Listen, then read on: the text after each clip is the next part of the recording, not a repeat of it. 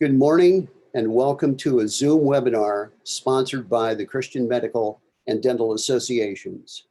Our topic today is healthcare professionals, the church, and the transgender movement. I am Dr. Alan Harmer, Midwest Director with CMDA. It is my privilege to be your host for this special program. In a moment, I will introduce our presenter, but first our schedule for today and some instructions. Our first session will conclude with a brief period for Q&A.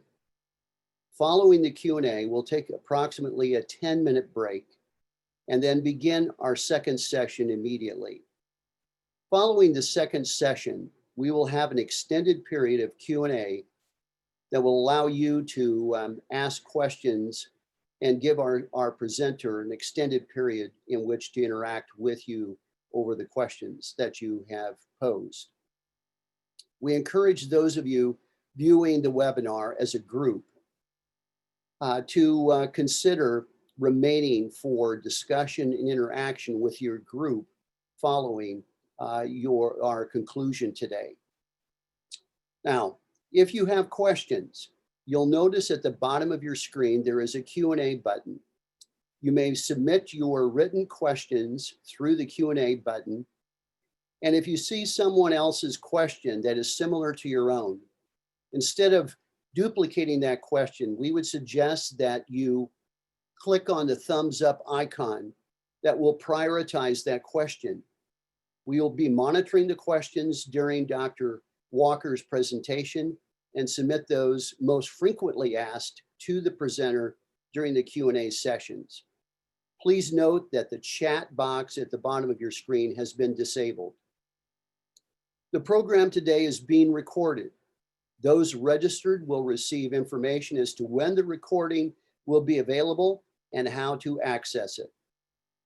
Today's program is an example of CMDA's commitment to educate and advance the knowledge of healthcare professionals on bioethical and healthcare issues. Additional topics are available at CMDA's Learning Center, where members can receive continuing education on key healthcare topics. If you'd like to know more about CMDA and our Learning Center, please visit our website at www.cmda.org. Once again, on behalf of the Christian Medical and Dental Associations, thank you for joining us for today's program. Our presenter today is Dr. Andrew T. Walker, PhD. Dr. Walker is Associate Professor of Christian Ethics and Apologetics at Southern Baptist Theological Seminary, where he is also Associate Dean in the School of Theology and is Executive Director of the Carl F. H. Henry Institute for Evangelical Engagement. He is also a fellow in Christian ethics at the Ethics and Religious Liberty Commission of the Southern Baptist Convention. Dr. Walker is a prolific speaker and writer and has provided commentary in such national outlets as the National Review, Public Discourse, First Things, and the Gospel Coalition. His recent book, God and the Transgender Debate, won the Gospel Coalition's 2017 Public Theology Book Award. He is an avid runner and a committed husband and father. Dr. Walker, thank you for joining us today. Well, Alan, thank you for that kind introduction. And I want to give a greeting to everyone who is watching this webinar. Alan had approached me months ago, actually far in advance of the pandemic hitting. So I assumed we would be together in Indianapolis, but the world has irreparably changed to a great degree. And so we are doing this over Zoom, which it seems like most of life is happening over Zoom these days. But it's good to be with you from a very cold and chilly Louisville, Kentucky. Just before I get into my presentation, I wanted to kind of give a breakdown of what we're going to try to accomplish today. Should acknowledge it's impossible to say all that needs to be said on this issue in two presentations, but we'll do our best to hit some high-level topics that are of vital importance. The first presentation I'm going to talk today, we'll go over some key terms because I think there's some misunderstanding in the terminology in the transgender issue. And then we'll also discuss kind of the intellectual genealogy of how we got to this particular moment. And then in the second session, I'll offer some theological analysis that will look at both, it will evaluate the transgender issue both in light of scripture, but also in light of what we would call general revelation and natural law. So I want to begin our conversation today talking about what I call the Genesis blueprint. And before we get into the dynamics of the transgender issue, I think it's important for us to first and foremost understand essentially a biblical worldview around gender and sexuality and our embodiment. And so I teach this everywhere I go. It's something that my students are now required to regurgitate word for word on their exams. And there's three prongs to it. And the three prongs to the Genesis blueprint are designed for us to kind of understand the architectural or skeletal structure of what gender and embodiment mean from a Christian worldview. And this device that I've developed to me is three easy prongs that help make biblical sense of gender and sexuality, but also helps make logical sense of who we are as men and women. So that if you jettison the Genesis blueprint, as I'm going to define it, you jettison not only the Bible, but you're jettisoning sound reason and rationality as well. Because one thing that I'm very passionate about on this issue is helping Christians have a confidence that what we believe around issues of gender and sexuality, they're never less than biblical. Absolutely, we're Bible people. But what the Bible is depicting and portraying as it pertains to gender and sexuality, it's true of reality itself, because our norms around these issues are grounded in the very essence of creation. So what is this Genesis blueprint?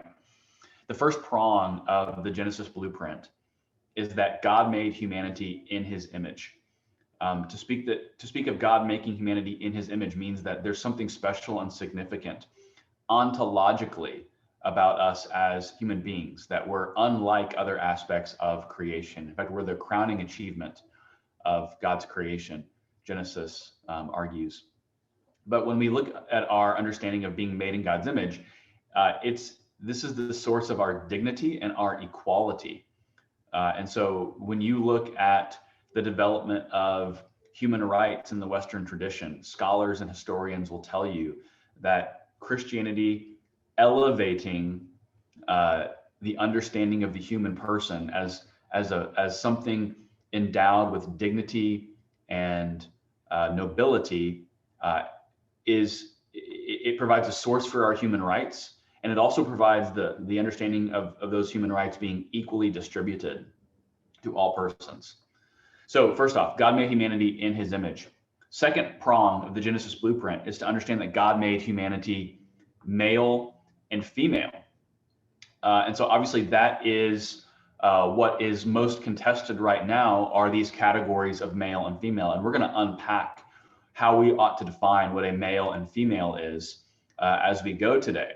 But what we would say is that God making us male and female, that is the evidence in Scripture of God giving us both a nature and a design.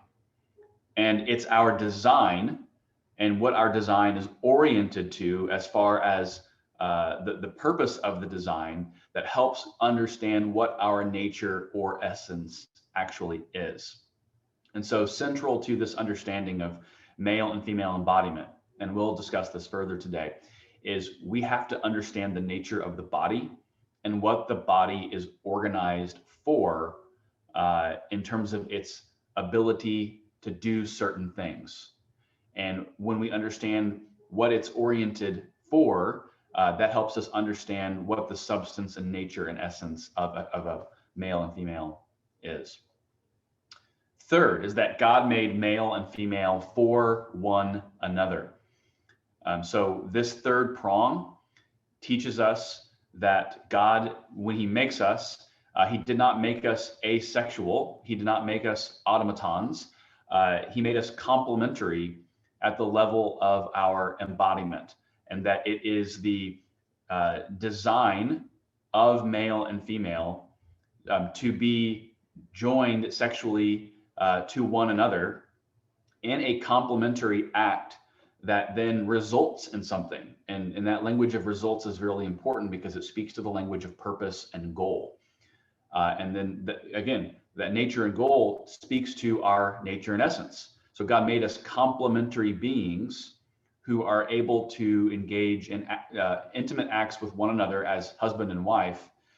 And then 9 months later, something can result between that relationship, unlike all other forms of relationships. So complementarity is this notion that we are complete on our own as males and females, but almost like a tongue and groove fit, God makes males and females for one another. But then also that Genesis command is the understanding of marriage being a permanent institution, and then also an exclusive or monogamous institution. So what I want to suggest is if we buy into these understandings of complementarity, we buy into this understanding of man and woman having an actual nature, and that we have dignity to our nature, it actually helps resolve and answer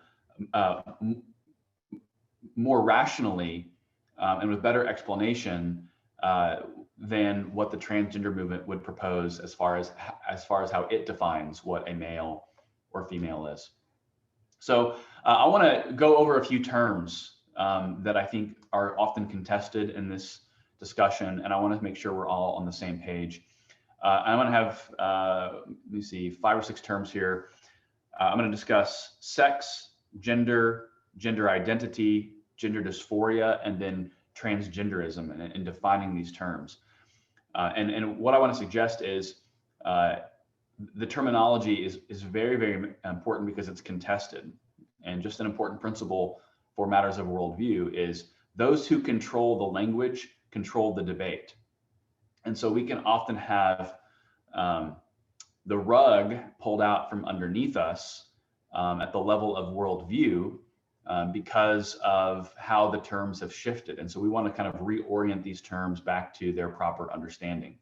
So this first term is just the term sex, and I'm referring to biological sex here in the sense that we are genetic and chromosomal embodied human beings. So if you're a man, you have XY chromosomes. If you're a woman, you have XX chromosomes. And as we'll discuss further on in this lecture or the next one, is the fact that we have been genetically designed speaks to the fact that we cannot simply transmute ourselves from one sex to another or one gender to another. And in fact, it is the chromosomal and genetic concreteness and objectivity of genetics that helps establish a really solid definition of male and female differentiation. So then we have our chromosomes. We also have what are then called primary sex characteristics. Primary sex characteristics refer to the differences in our reproductive systems. And I'll just go ahead and tell you, secular science would tell you, as well as I think theology would tell you, or it may be perhaps the only stable way we can define what a male or female is by looking at the body's organization for acts of reproduction. And one thing we'll discuss further today is when we look at Genesis chapter 1, to kind of refer back to the Genesis blueprint. When we look at Genesis 1, 26 through 28, there's an interesting formula that is unveiled that we really, to me, obviously it's divinely inspired, but it's speaking to the realities of us as embodied beings. So in 26 and 27 of chapter 1, God makes us male and female. And then in verse 28, there's a command to be fruitful and multiply so that we can exercise dominion. So it's very, very interesting, tied to our static definition of male and female tied to our ontology in 26 and 27. In verse 28, it's automatically dynamic. So it's assumed that male and female are creatures defined by their ability to engage in acts of reproduction. And so to me, this is how Scripture and natural law and general revelation are all aligning with each other, all revealing the same truths. And then we have the term secondary sex characteristics, which refers to the general physical differences between adult men and adult women. We know those differences in terms of bone density issues, cardiovascular issues. Men's shoulders are typically broader. Women's voices are a little bit higher.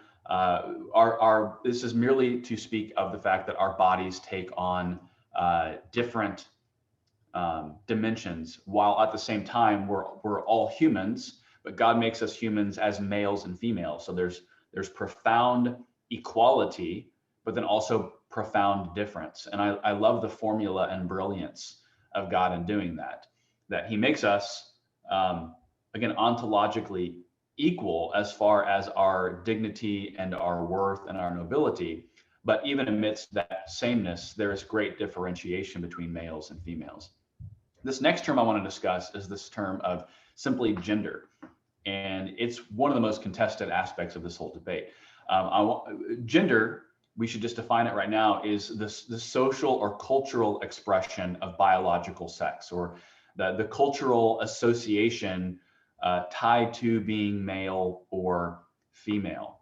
Now, what's a major presupposition to the Christian worldview around gender and sexuality is the Bible has no category for severing gender from biological sex. They come as a packaged unit in Scripture. But let's talk about gender a little bit in greater detail. Again, gender is merely the way a culture witnesses to and testifies to the existence of the gender binary in creation, which means that gender norms from one culture to the next do change a little bit. If there are any Braveheart fans watching this, William Wallace is wearing a kilt in 13th century Scotland. Well, and men in Scotland still do wear kilts, but if you bring that cultural form of attire over to an American context, we would associate that with feminine attire because we would call that a skirt. Well, there's nothing necessarily intrinsic to the nature of the material and how the material is shaped that makes it masculine or feminine. It's merely what that culture has determined through consensus and convention about how it is testifying to the reality of the existence of maleness. This is reflected in an American context where if you have a couple who is having a child and they send out a birth announcement, and the birth announcement is it's a girl, that birth announcement will have, or it will come in a color, and that color would be pink. But we have to ask ourselves, is there anything intrinsic to a color that is absolutely feminine? And the answer to that is no. There's nothing that says pink is the feminine color, intrinsically or objectively. What the color pink is merely serving as is a reference for culture's understanding that this embodied person is a woman, and we're communicating that femininity and womanliness are distinct categories from masculinity and maleness over here. The next term is this term of gender identity. To be candid, I think this is a highly suspect term in our vernacular. That's one that we've just passively consumed. It's even in statutory law at this point. But I would actually say that gender identity is it's philosophically incoherent. Gender identity, before I critique it, the definition or what it is merely the internal sense of one feeling male or female. Now, on the one hand, I think we can acknowledge some aspect of the truthfulness of gender identity in the sense that I'm a male. And so the experience I'm having at my psychological level is a male experience. But that is only because I'm a male and my psychological experience is being embodied in a male body. And the notion of gender identity, the reason it's become so problematic today is because we have adopted the category that there can be someone who has a male biological sex, but has a feminine gender identity. So that, again, what is that? It's a severing of gender from one's sex. And it's communicating that the mind is somehow different than the body.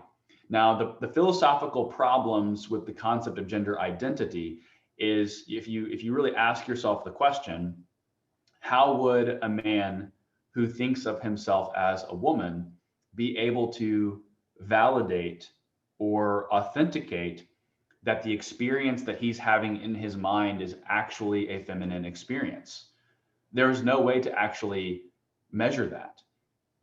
All that person can say is, I'm experiencing what I assume to be a feminine psychological experience, but there's no way to validate or authenticate what is a psychological experience, whether male or female, apart from that experience happening inside the body that is necessarily male or female. This next term I want to discuss is the issue of gender dysphoria. Gender dysphoria is the distress from a perceived misalignment that someone experiences at their gender identity from their biological sex. Now, gender identity, I'm talking to medical professionals, so some of this might be a little bit redundant. Gender dysphoria used to be called gender identity disorder. Activists have kind of worked to shift the language. Gender identity disorder has stigma attached to it, whereas gender dysphoria is a much more morally neutral term. It has much less stigma attached to it. But with gender dysphoria, it's at least, it's a medically diagnosable phenomenon. If you look at the DSM, it's categorized in kind of the same psychological pathologies as eating disorders, anxiety, stress, depression. So it's observable. And so I think this is important for us as a matter of Christian worldview, that we can acknowledge the reality of a perceived misalignment or a perceived incongruence. So what that means is we're not going to erase or deny the experience that people are experiencing a degree of anxiety from a perceived misalignment. What I think we should contest is the idea that the misalignment is actually true, that the misalignment is actually authenticating a true experience, that the man who thinks of himself as a woman truly has a feminine brain and a male body. There's really no way to authenticate that. What we should say is that a person who is experiencing gender dysphoria, their mind is not telling them the truth. Their mind is deceived. Their perception is perceived. And so there's a lot of nuance here. No doubt. I mean, I've had a lot of people contact me since my book came out, telling me that they've had that degree of inner stress and anxiety that results from feeling that sense of incongruence. But just because the incongruence exists doesn't mean it's witnessing or testifying to something such as there is a true incongruence. All right, the next term is the term transgenderism, which is what we're here talking about today. And I want to actually read the APA's definition because it's actually quite good. The APA's definition is that transgender is an umbrella term for persons whose gender identity, gender expression, or behavior does not conform to that typically associated with the sex to which they were assigned at birth.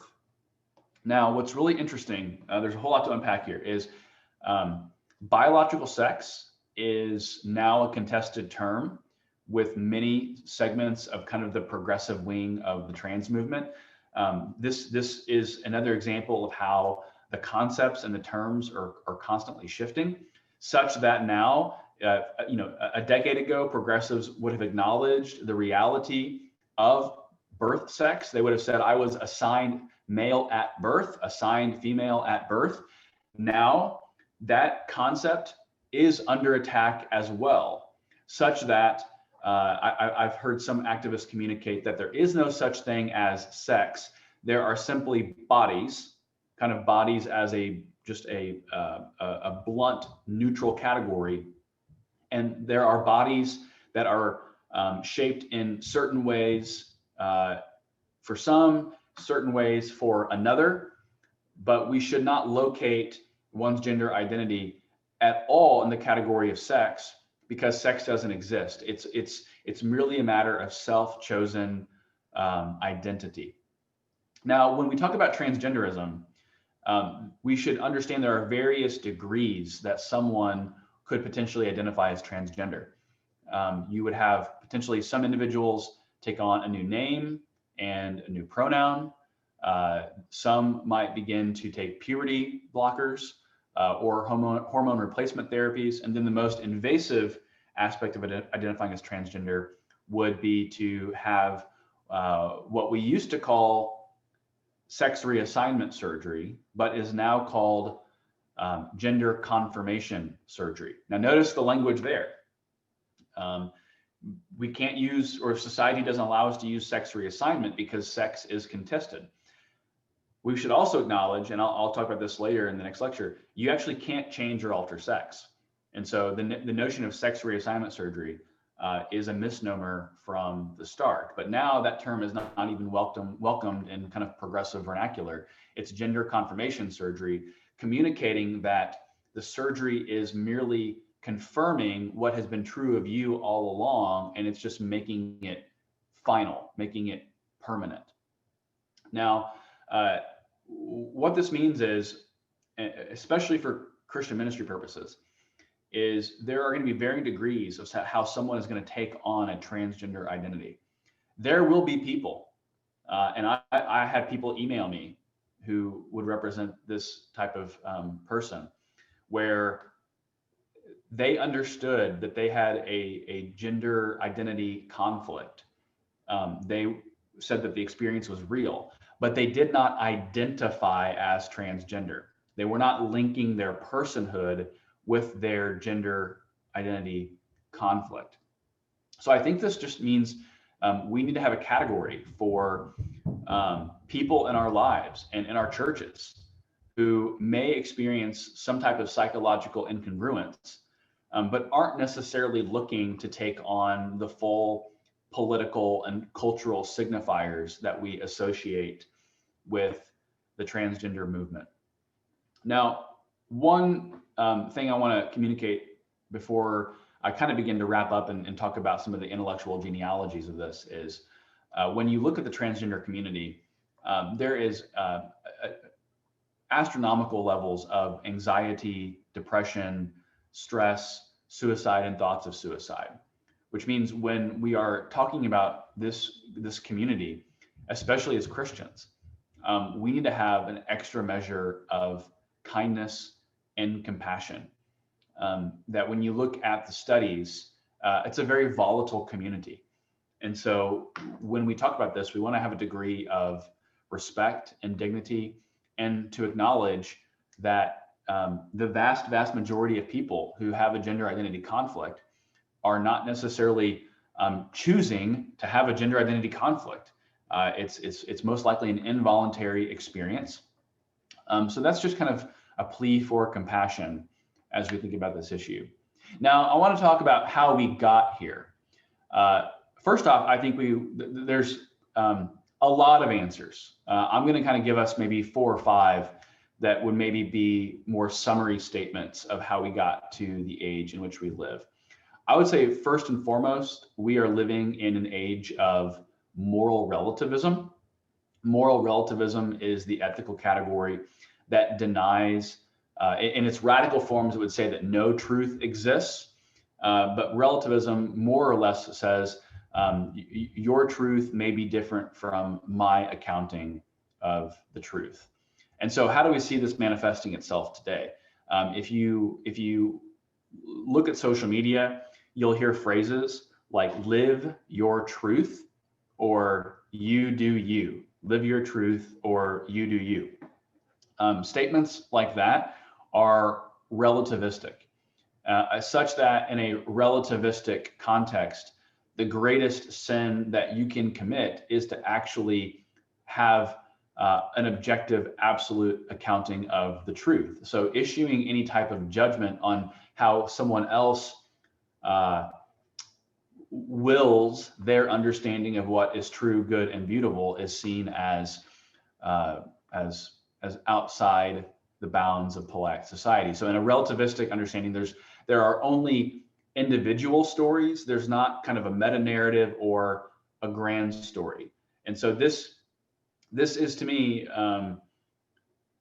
swimming downstream from a culture of what we would call as expressive individualism is the academic term. Expressive individualism is this idea that you are responsible for constructing your understanding of reality and your understanding of truth.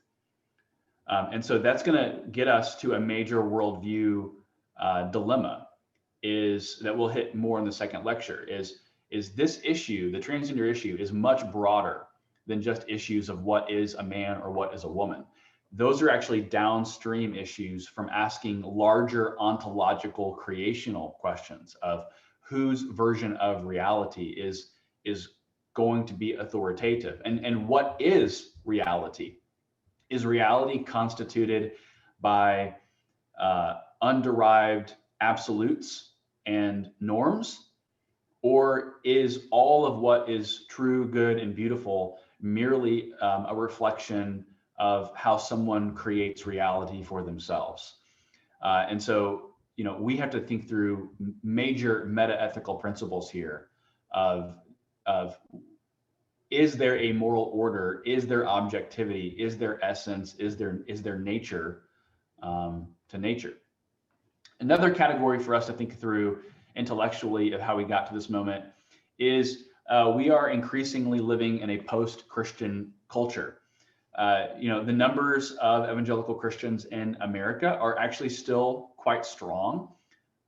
And the issue, though, is there is the loss of symbolic capital of being a Christian in Western civilization, and especially in America. It is no longer seen as a basic facet of civility and normalcy to be a God-fearing, church-going Christian.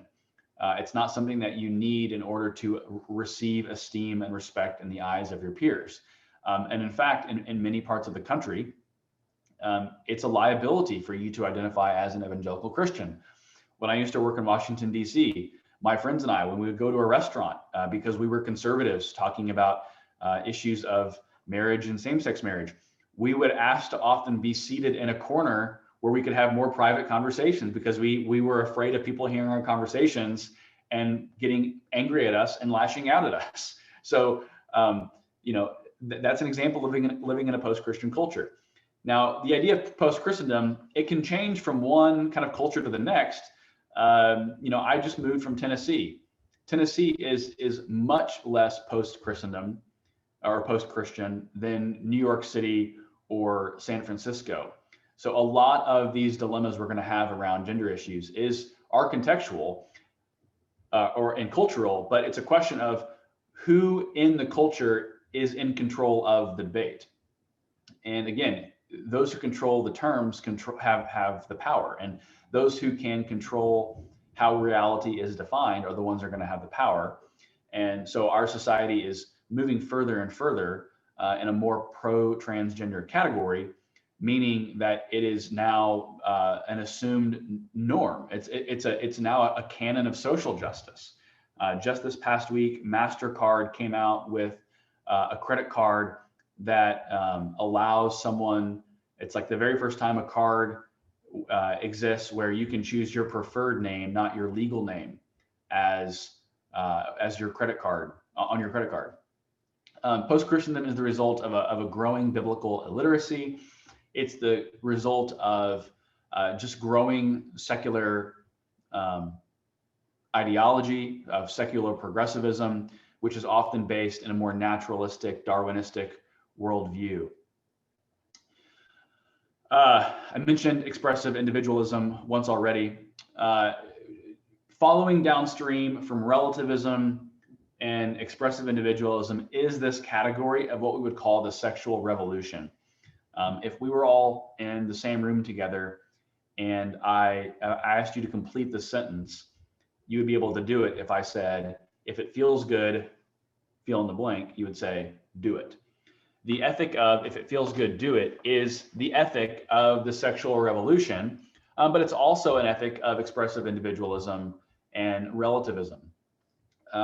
Historians will look at the 1950s and 1960s as the beginning of what we call this sexual revolution, which was a reconfiguration and reevaluation and ultimately revolution around how we conceive of our sexuality. Prior to the advent of industrialized hormonal contraception, the idea was that for you to engage in acts of intercourse, you needed to be married, because if you had intercourse, 9 months later, there could be a child resulting from that act of intercourse. Well, industrialized contraception, it completely radically severs procreation from sexuality. And so once you can conceive of sex no longer begetting children, it fundamentally alters the context of where sex is designed to take place. And so actually a lot of historians would say that contraception has actually been a massive intellectual force in reconfiguring the norms around sexuality and gender, for that matter. So the idea that, you know, in the 1960s, the Catholic Church came out with Pope Paul's Humanae Vitae, talking about what would happen once hormonal contraception became popularized. And it's like looking into a crystal ball in the 1960s, because he predicted declining marriage rates. He predicted the rise of abortion, the rise of divorce. And that's all because from a Christian worldview, marriage, sex, and children are a packaged total. You know, they all happen within the same context. Well, contraception completely reconfigures the reality of procreation, which then reconfigures the reality of marriage, and then reconfigures where people have, or where people experience or are assumed to have sex at that point. So, and I should just add here real quickly, there was a report that came out sometime in the spring that marriage rates are as low as they have ever been since America began recording marriage rates, which means fewer people are marrying. We're marrying later in our lives than ever before, and we're actually having fewer children than ever before. So it may seem like everything is perfect, but our culture's understanding of family formation is in peril, to be candid. All right, the last thing I'll talk about before we get to some discussion is this issue of Gnosticism. And I would actually argue that Gnosticism might be one of the driving factors behind the transgender worldview. Gnosticism is actually an ancient heresy that the Christian church was fighting from its earliest days. In fact, scholars would say that a lot of what was written in the book of Colossians is actually written to dispute and refute Gnosticism. Gnosticism is the ancient heresy that communicates that the material world is bad and the spiritual world is good. And so in order to experience an enlightenment and nirvana, you want to attain to an inner spiritual life. And it is the suppression and degradation of the material world and of the body. Scholars would refer to this as what's called a body-self dualism. So what does that mean? It means we are conceiving of our bodies, our material bodies, our embodied bodies, as something distinct from ourself. Well, there's no more clear example of the body-self dualism than the transgender movement. So you'll have bodies that might be male or female, but there's now a proposed dualism that makes a distinction between the reality of the body from the reality of the mind. And so this is Gnosticism. It's forging a distinction between the body and the mind. It's forging a distinction between the material world and the immaterial world. And it's worth expressing right here. Christianity has always rejected Gnosticism because we have always had an appreciation for the role of creation and matter. What I like to say is that matter matters in a creational biblical worldview. When God creates, he creates matter. When Jesus is resurrected, it's not just a spiritual resurrection. His body is resurrected. Nowhere, even though we can say we are ensouled creatures, and our souls are eternal, our souls are not in opposition to our bodies. You are your body. And so the transgender movement separates the sense of self-perception and self-understanding away from the authority of the body. I'll end right here with a very fascinating quote from a Christian scholar that many of you might be familiar with. His name is N.T. Wright. He's probably one of the most well-known Christian scholars alive today. He's not regarded necessarily as a culture-warring right-wing Christian. And so he wrote a letter to the editor in the London Times a couple of years ago. And you have to understand, N.T. Wright is not someone who engages in a lot of culture war issues, but he looked and is evaluating this rebirth of Gnosticism. And he wrote this letter to the editor, and I want to read just a portion of it because it's actually quite profound. And I'm appealing to his authority because he is a brilliant New Testament scholar, and he writes this. He says, the confusion about gender identity is a modern and now internet-fueled form of the ancient philosophy of Gnosticism. The Gnostic, one who knows, quotation, has discovered the secret of who I really am behind the deceptive outward appearance. This involves denying the goodness or even the ultimate reality of the natural world. And he says this as he ends. He says that nature, however, tends to strike back, with the likely victims in this case being vulnerable and impressionable youngsters who, as confused adults, will pay the price for their elders' fashionable fantasies. That is a profound statement to come from N.T. Wright, because he's saying that the rebirth of the Gnostic heresy, he says, first off, nature tends to strike back, meaning that there is an order and pattern to the world that it's incumbent upon us to live within, not against the grain of the universe. And more importantly, this being kind of a fashionable thing in the culture right now, it hasn't been studied necessarily that long, and we haven't really looked at the long-term consequences of some transition practices. He says, as confused adults, they will pay the price for their elders' fashionable fantasies, meaning that there is going to be in the future a growing body of witnesses with testimonies telling of surgically altering their body, of sterilizing themselves, of doing irreversible damage to the body that we are engaging in right now because it is a fashionable fantasy, to use his language. All right, it's 9:15. I'm going to look at a few of the questions here. Let me see here.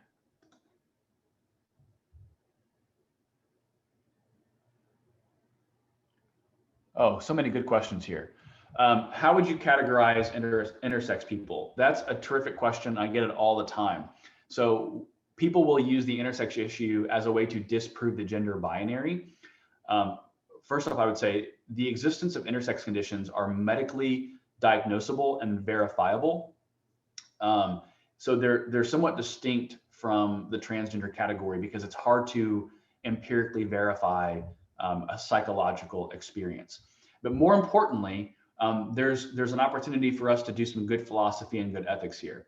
When we understand what intersex conditions are, they help us understand the actual legitimacy of the creational binary. Intersex conditions, of which there are actually a multitude of various intersex conditions, what they do is actually remind us of the otherwise enduring norm of the male-female binary. Whenever we make an evaluative statement, we have to evaluate something against a standard and a norm. And we would say in the issue of transgenderism, of intersex issues, excuse me, we would say that there's been something that's gone wrong. There's a privation from an otherwise enduring norm, and that norm and the fact that something has gone wrong testifies to the legitimacy of that creational norm. Just because something misfires or there's some problem, it doesn't disprove the reality of something.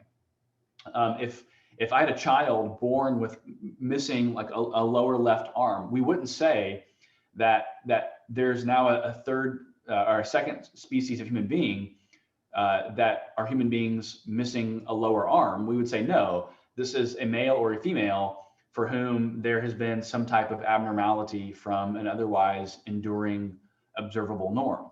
So the intersex condition actually, I actually say, vindicates the existence and legitimacy of the creational binary. All right, let me see other questions here.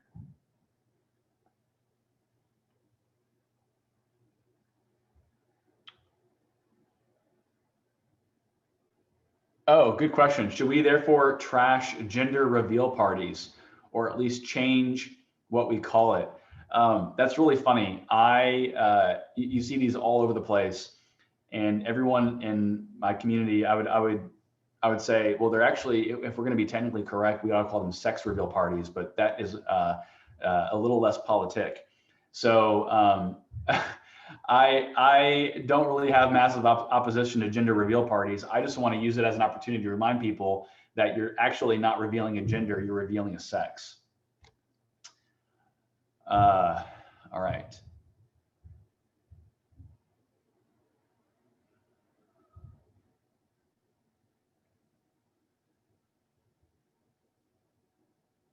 Okay. Good observation from someone. They wrote that I am finding it very interesting and also encouraging that many non-Christians, even atheists, are in agreement on these first principles, minus the Bible. Yeah, so this is a very, very good observation.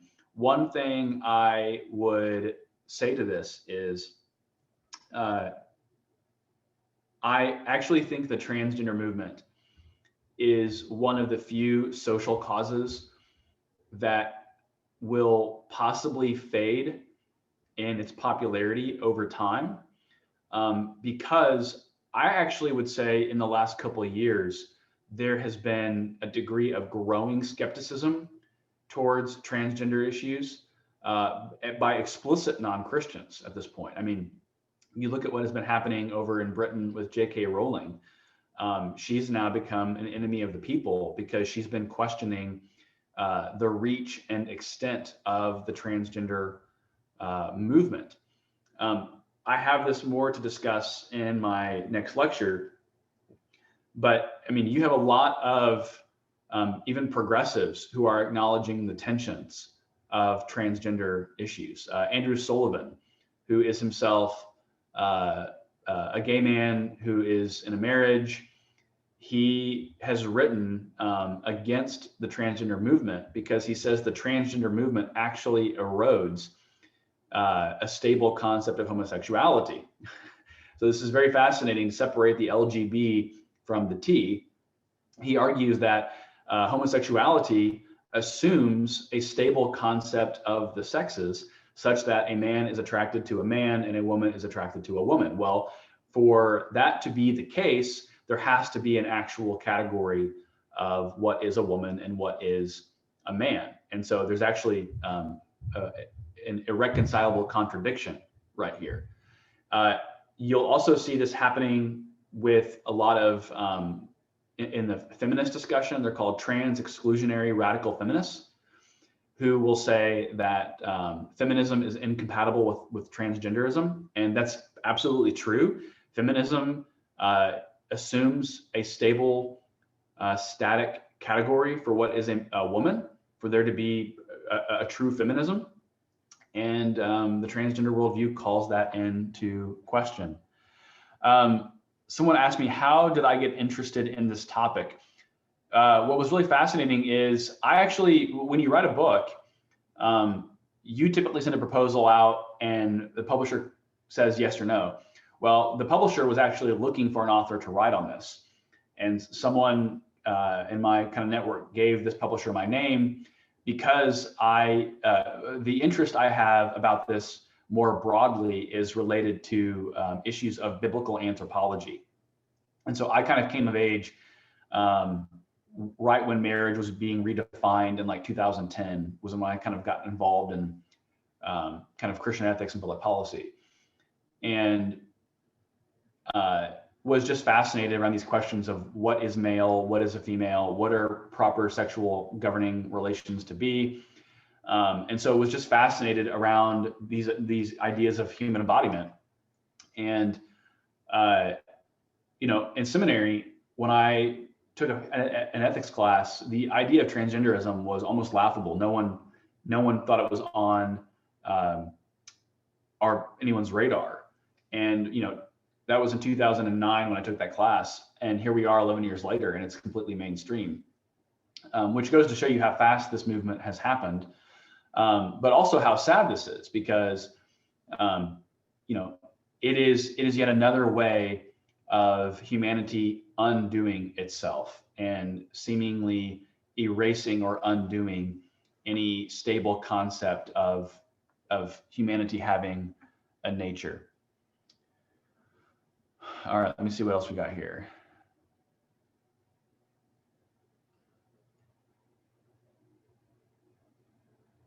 All right, I've got a question that's been asked okay, here we go, good question. What does the legal landscape look like for physicians who wish to either abstain from gender reassignment interventions or recommend their patients receive counseling for gender dysphoria? Okay, wonderful question. Maybe the most relevant for this group in particular. I wish I had better news here to share with you. Insofar as the Equality Act gets passed at the federal level, were Vice President Biden to become President Biden, there would be very little recourse for physicians to abstain from treating this issue with how professional associations want it treated. Now, I have to plead some degree of ignorance here because I'm not a medical professional.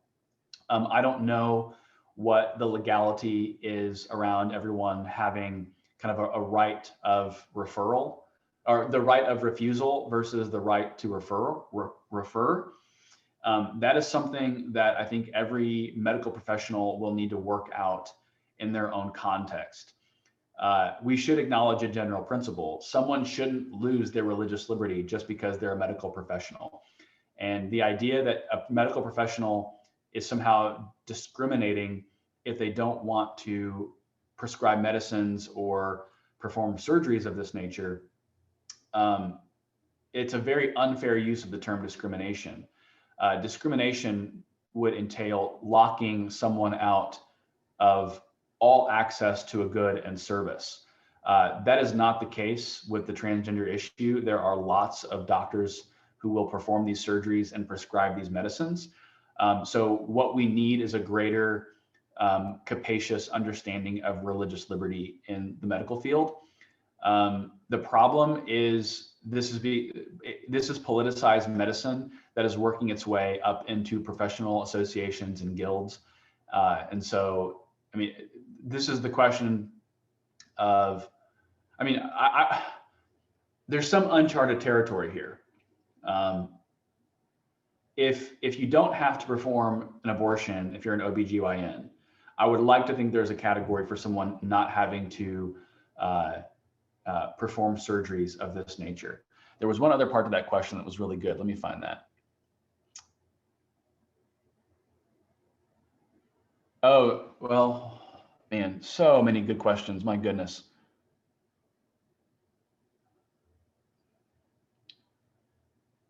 As a child psychiatrist, I live this, oh, sorry, the questions are getting, okay. I live this world with kids. Anxiety and disordered thinking are the drivers. Can you discuss the role of my profession and its complicit role in this movement, even though psychiatry is supposed to help patients challenge disordered thinking? Yes, good question. I want to point you all to a resource. My book that I wrote is helping kind of pastors and lay Christians think through this issue. My good friend Ryan Anderson at the Heritage Foundation has written a book that deals more with the level of the medicalization of this and the counseling side of this. His book is called When Harry Became Sally. It's kind of a cheeky book title, but I want to just go ahead and point everyone to that book. It's a wonderful, trustworthy resource. One thing that studies would show you is upwards of 90% of children who report having some type of gender identity conflict, when they're given the means to talk this out with family or with a counselor, these issues resolve themselves 90% of the time naturally. So, I mean, I had one professor at Princeton a mentor of mine at Princeton make the statement that he thinks in 100 years, medicine will look back on what we have done to people in the name of political correctness and trying to heal something that genuinely seems distressed and something that's gone wrong. We will look back on this age in medicine like we do back 100 years ago with eugenicist medicine. And so to me, this is an issue, and I want to be careful. I'm not a psychiatrist. I'm not a counselor. I'm not really a trained professional to treat these types of issues. I'm an ethicist. I diagnose it ethically. And what I'm reading is that talk therapy and working through issues stemming from things happening in persons' backgrounds actually do more to resolve this than necessarily recommending more and more interventions at ever more younger ages. And that is one of the problems is this is just going further and further down as far as recommending more aggressive treatments. All right, I have 9:30. I was instructed for us to take a break at 9:30, and so we'll do that, and I'll turn it over to Alan. Thank you, Dr. Walker, for helping us understand a little more about how our culture has reached this point. We're going to take a 10-minute break, and then and it'll be a hard break, and then we'll resume promptly with our second session. So enjoy your 10-minute break, and thank you for tuning in to this first session.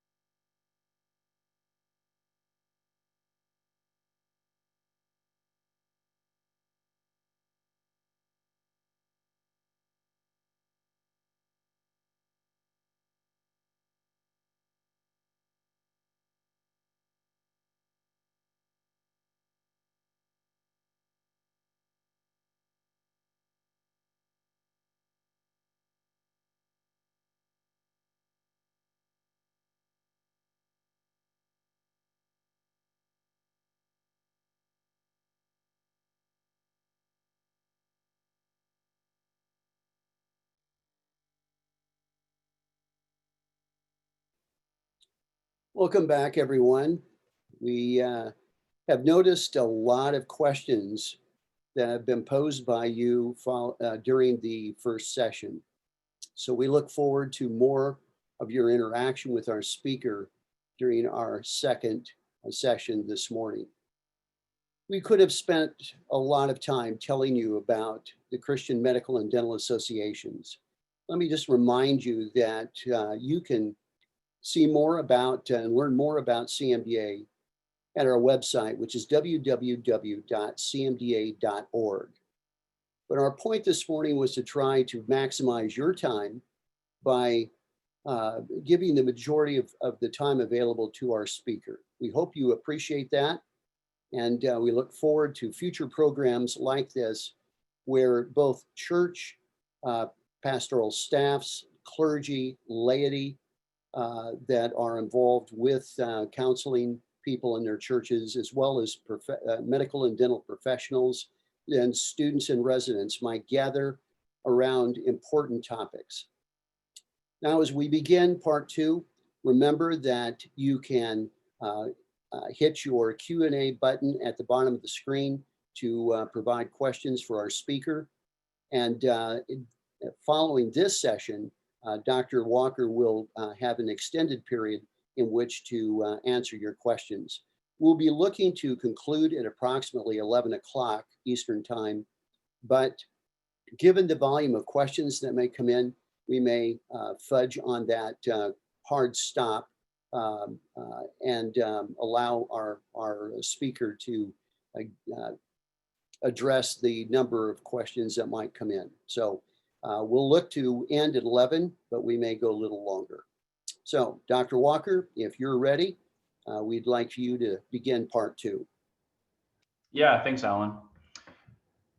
First off, let me just express gratitude for the number of questions. My goodness, I speak on these issues a lot, and sometimes it's hard to get questions going. And man, it's rare to have more questions than I can possibly have time for. So we will be sure to carve out as much time as possible. So we began the first lecture talking about some key terms, talking about kind of the intellectual systems that have forged the current moment that we're in. This last lecture, I want to just kind of offer some theological analysis for us to think about as Christians.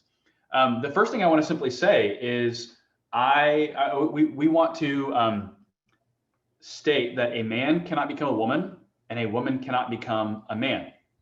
And that's the biggest claim that the transgender movement is making on this particular moment. It's asking us to assent to a particular reality. It's incumbent upon us as Christians to ask, is that assertion, does it align with how we understand reality to be constructed?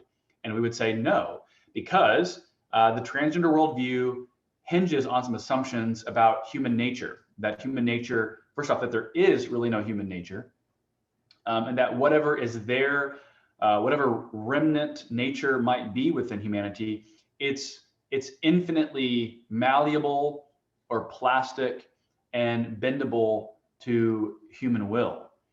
Now, the idea that a man can become a woman or a woman can become a man is a philosophical claim that is not true and can never be true. A man's chromosomes cannot be engineered into female chromosomes, and altering one's appearance cosmetically or surgically cannot change the underlying reality of a person's biological makeup. And this is simply because the psychology of the mind cannot override the facts of a person's biological identity. We have to ask, are we primarily psychological selves or embodied selves? And the answer would be we are embodied. Our biology is objective and observable. It does not lie to us. Our psychology, our minds are hyper subjective and can obscure reality as it truly is. Now, this brings up one of the most important aspects of the transgender debate that, as an ethicist, I'm really particularly dialed in on, because we are asking the question of whose vision and version of reality is going to reign supreme. And behind this, there is what I would call, and I don't use this language flippantly, there's a very, very totalitarian impulse behind the transgender worldview. Robert George is a very well-known professor at Princeton University. He wrote this, and I want to share this with us. And this was in the context of the trans debate, I believe. He wrote this. He said, "Ordinary authoritarians are content to forbid people from speaking truths. Totalitarians insist on forcing people to speak untruths." And I think that's a very helpful clarifying statement, because this issue is not enough that you just sit on the sidelines and stay silent. The transgender movement is all-consuming and is requiring people to be drafted into the movement. And if you fail to affirm all aspects of the movement, you're seen as outside the bounds of polite society. And I actually think it's kind of the harder edge of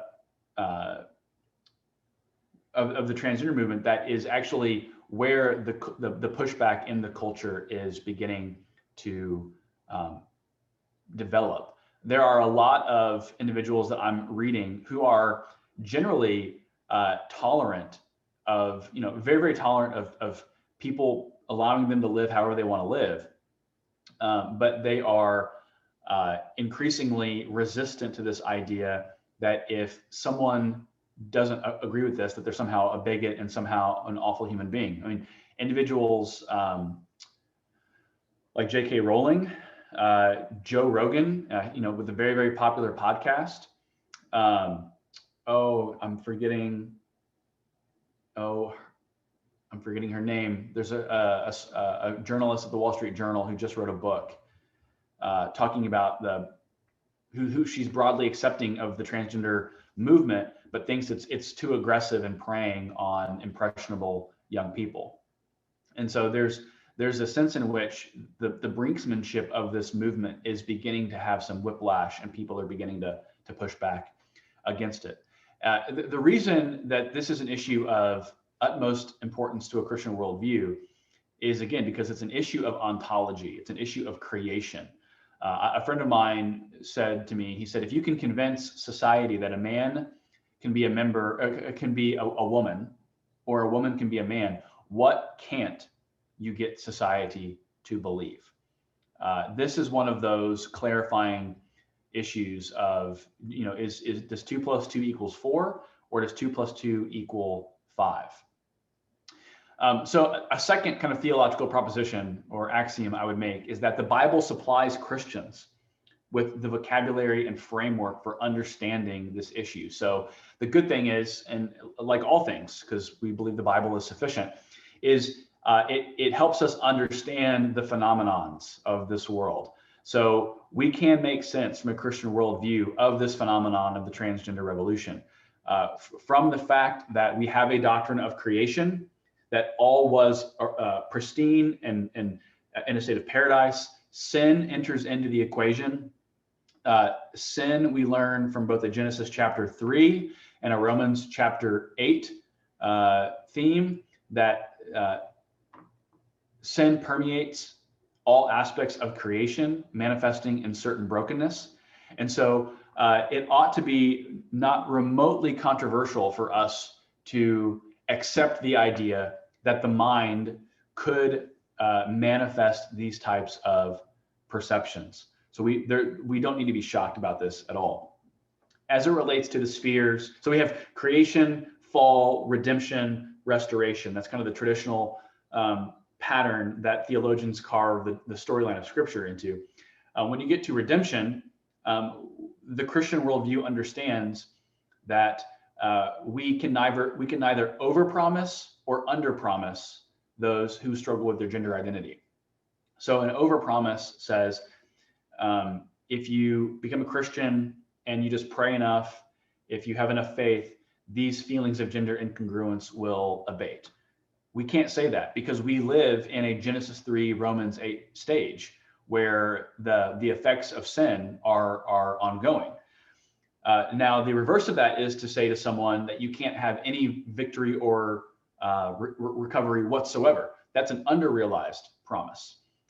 We would say that no, from a Christian perspective, individuals, because they have the Holy Spirit, because they have enlightened reason, people can begin to have patterns of obedience and learning to live in accordance with who they truly are. That doesn't mean that the feelings are necessarily going to entirely resolve themselves, but it does mean that someone can understand who they truly are while also living in a broken body.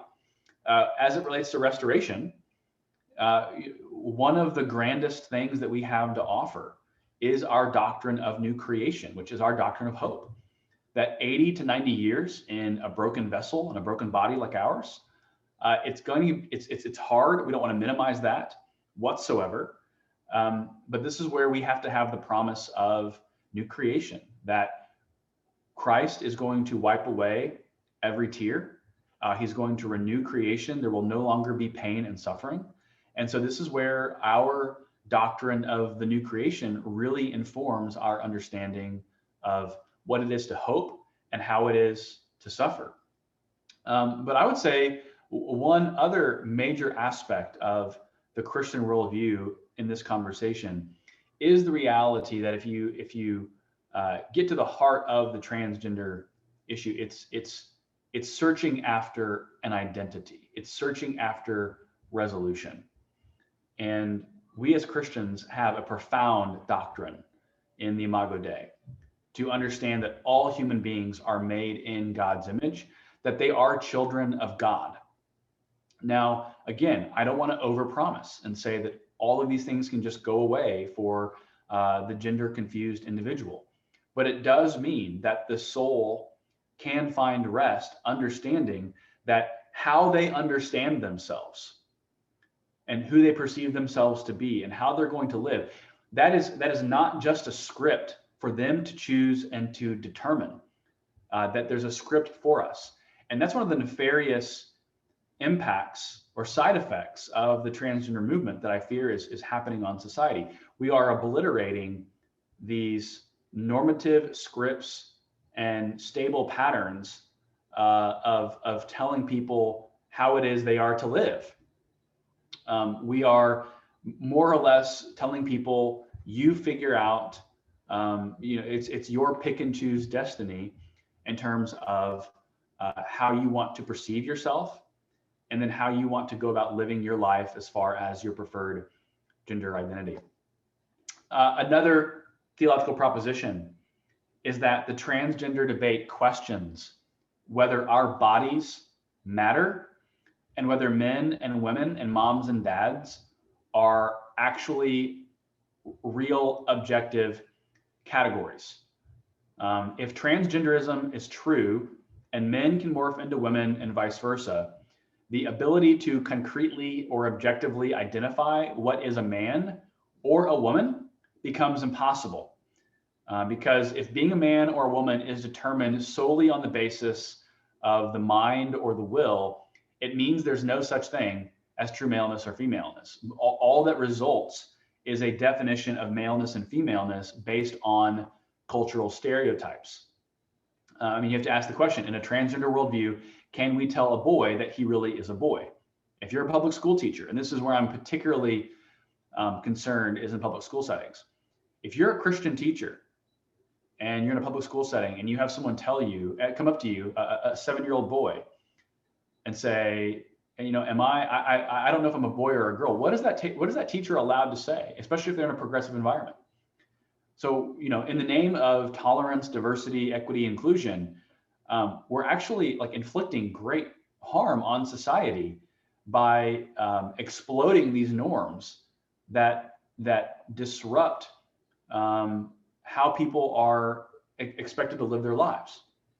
I want to share a very short video with us from Dove's soap that came out on Mother's Day in 2017. and I will play it, and then I will discuss it, and hopefully you can observe what unique thing happens in this video. So bear with me 1 second as I share this.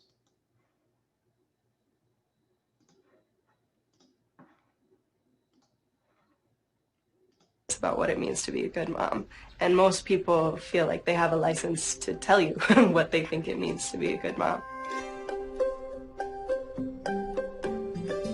Oh my God. I'm a first-time mom, and I'm just figuring it out as I go. Oftentimes, a grandma, uncles, great-grandmas, they want you to do it their way, but I have to be that woman that stands her ground. Can I have your bucket so I can put some green? What we do here is unconventional because he's at the barn with us all the time. Hi guys. I would say that he has such a different set of opportunities. We're showing him something unique. Everybody out. We are both his biological parents. You get people that are like, what do you mean you're the mom? We're like, yep, we're both gonna be moms. I live to be the best version of myself that I can be, and part of that is being her mom. Who's that? Dada. But I live to dance. I can do my art and not be any less of a mom. I'm raising him on my own. I'm happy where I am.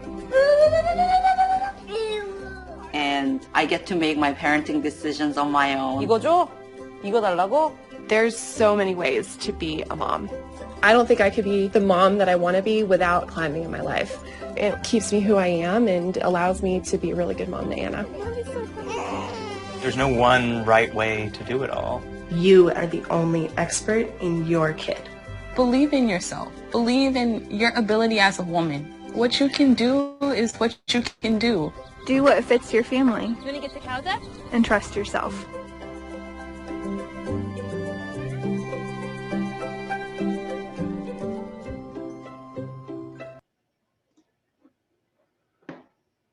So I trust that you saw what I think you saw. So in that video, which was again filmed, and build a foundation to get there. It's like a ladder that you can't really go to the last step if you have. Sorry, 1 second. Okay, should be.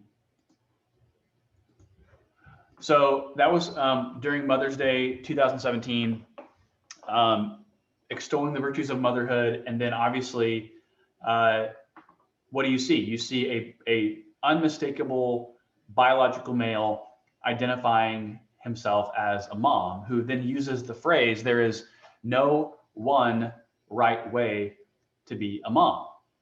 Well, I would suggest there is at least one right way to be a mom, and that is to be a female. And this, again, these types of videos and this type of message is communicated to us in kind of, the social justice spirit of the age that we live in. But there's something actually very nefarious about that video.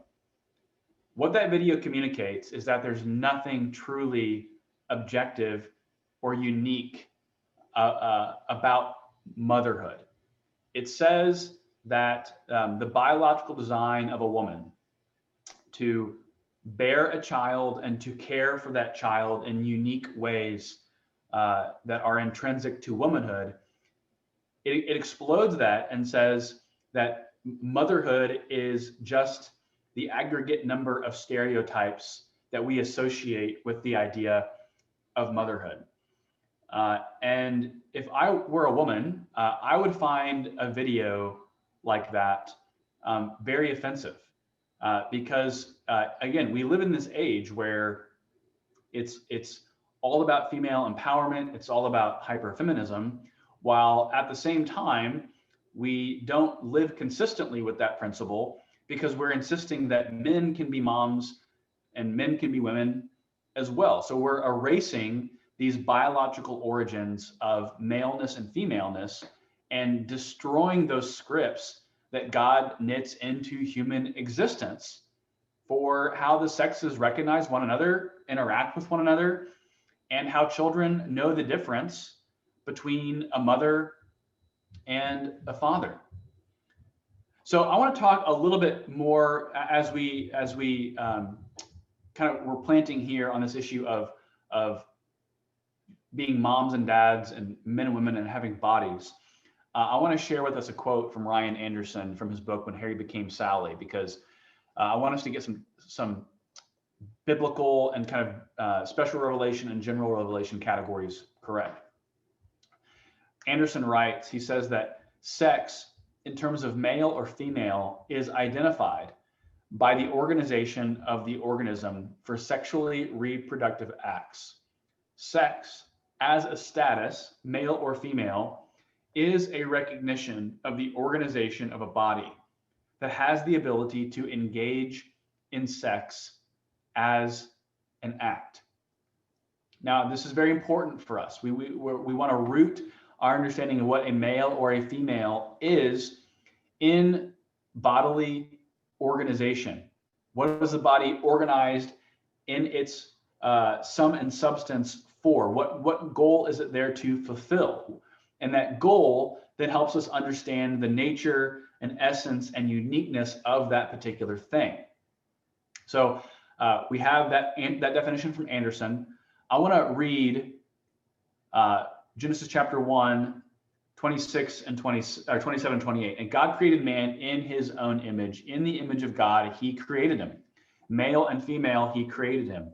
And God blessed them. And God said to them, be fruitful and multiply and fill the earth and subdue it, and have dominion over the fish of the sea and over the birds of the heavens and over every living thing that moves on the earth.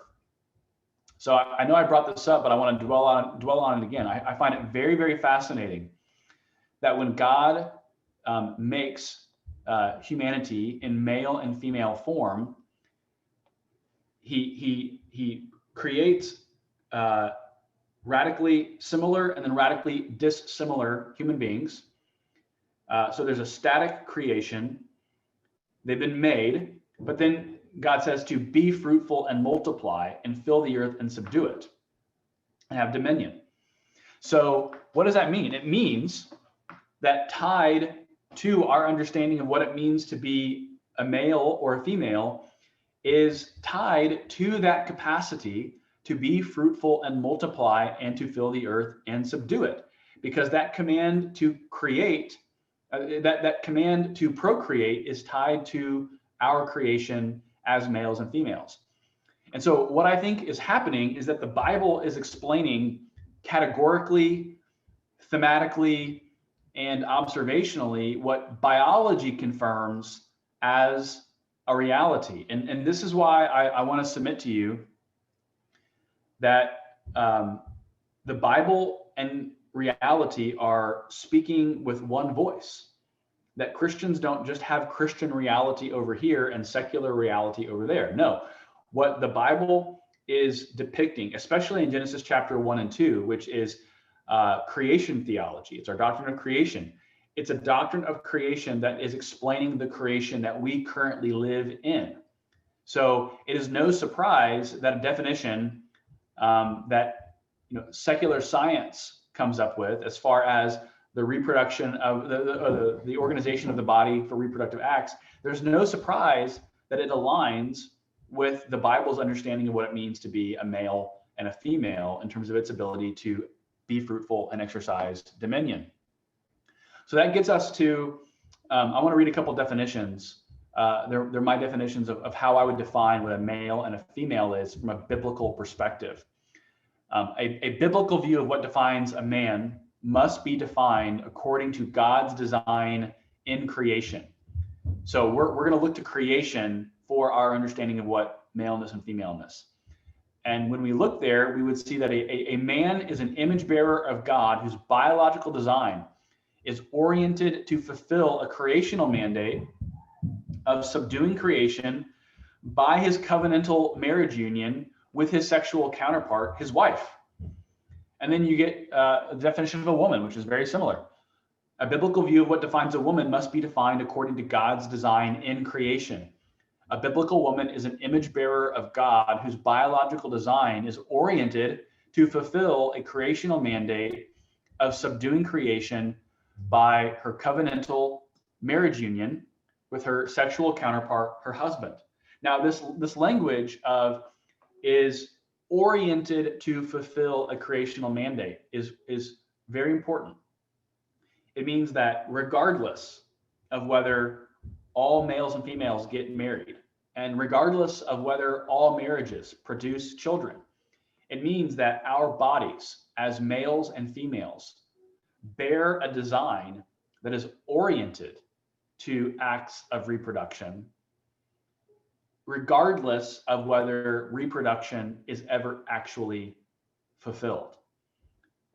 And I would submit that if we do away with this understanding of maleness and femaleness being tied to our bodily organization, we then kind of wither away a stable understanding of what it means to be male and female. Another proposition or axiom I want to discuss is that the Christian view of gender is not harmful.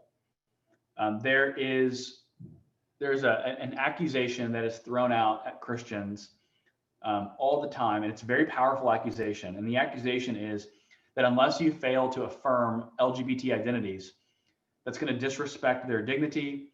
It's going to lead to them engaging in acts of self-harm, such as depression and suicide. So how do we respond to that claim? I mean, it's a loaded claim. I have been accused in an article written by two progressive Christians, me and someone from Focus on the Family, were accused of causing suicides. So how do we respond to that accusation? I would say, first off, because of our understanding of the Imago Dei, we would say that all persons are owed protection, respect, and dignity, no matter how they choose to identify. That bullying is wrong, period. The command to treat others the way you want to be treated in Matthew chapter 7, that's a generic command that there's no exception clause to that. So that means we are going to disagree with people who identify as transgender, but we can also defend their intrinsic and innate dignity as persons. And so the Christian should be the last person to bully or to mock a transgender person. So if anything, not only should we not be guilty of causing harm to transgender people, we should be the most loving of any population out there in the world. Secondly, these types of arguments, I call them dignity and harm arguments. What they're designed to do is to end moral debate about whether transgenderism is something that should be affirmed. And that's actually not a settled question. If you go and dig and do the research, you'll find that there is a growing body of experts who have concerns that we have taken something that is relatively new as a medical phenomenon and are mainstreaming it into a morally praiseworthy, socially celebrated thing, and we're not fully aware of the long-term repercussions and consequences of what we're doing. We should also acknowledge that there are people who have walked away from identifying as transgender. There's one individual named Walt Heyer who has written prolifically online, who was living a transgender life, had surgery, understood that even after the surgery, he still was not a whole and healthy, and all of his problems had not naturally resolved. And he actually had a pretty radical conversion to Christianity, to my understanding. And that helped him to learn the truth of who he truly was. And so now he writes online and has video testimonies online of experiencing the long-term consequences of what he did to his body that, again, is irreversible.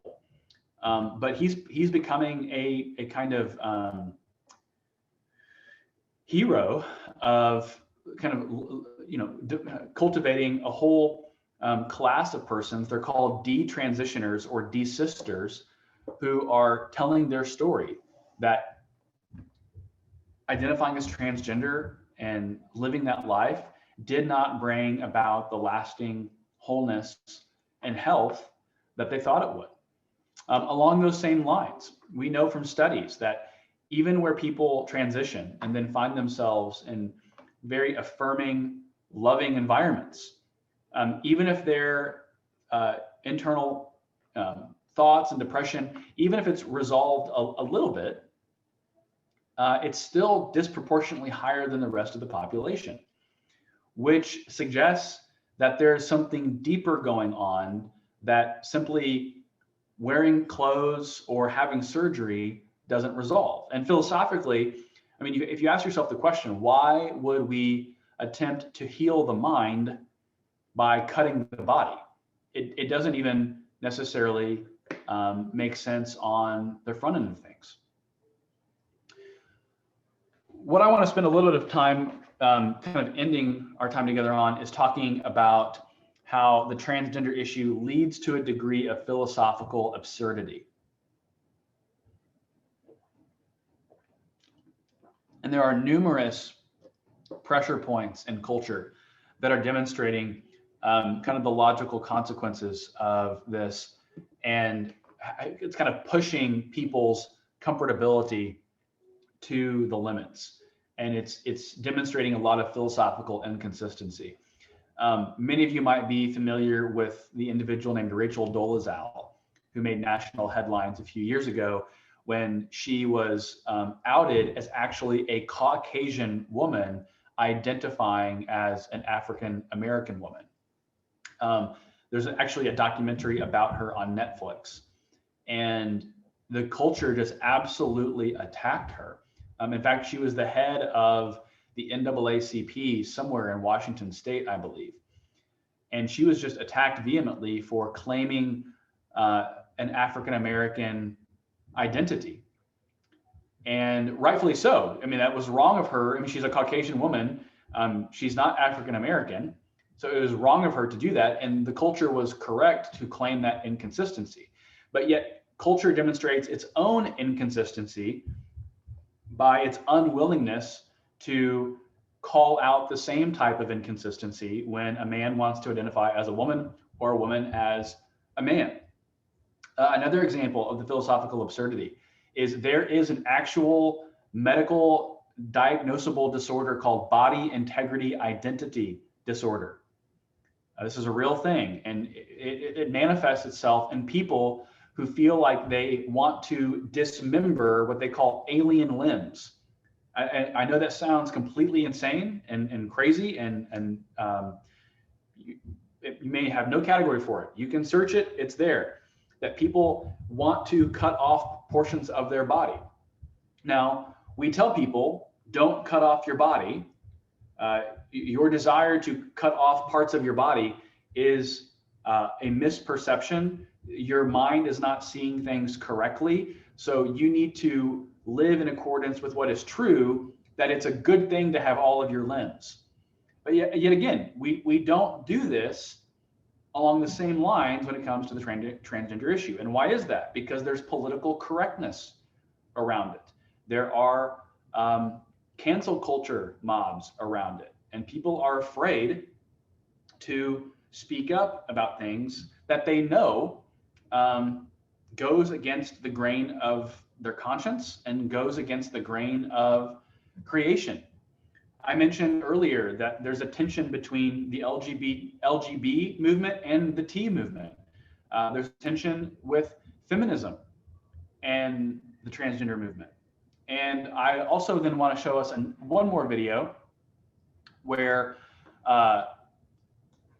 we look at where the conclusions in the philosophical worldview of the transgender movement take us. Bear with me as I share my screen.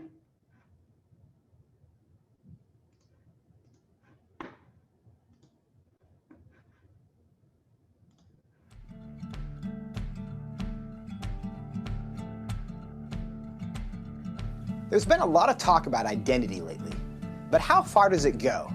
And is it possible to be wrong? We went to the University of Washington to find out. Are you aware of the debate happening in Washington State around the ability to access bathrooms, locker rooms, spas based on gender identity and gender expression? I think people should be able to have access to the facility. I think bathrooms could and potentially should be gender neutral because there doesn't need to be a classification for differences. I think people definitely should have the ability to go into whichever locker room they want. I feel like at least public universities should do their best to accommodate for those who do not have a specific gender identity. You know, whether you identify as male or female and whether your sex at birth is matching to that, you should be able to utilize the resources. So if I told you that I was a woman, what would your response be?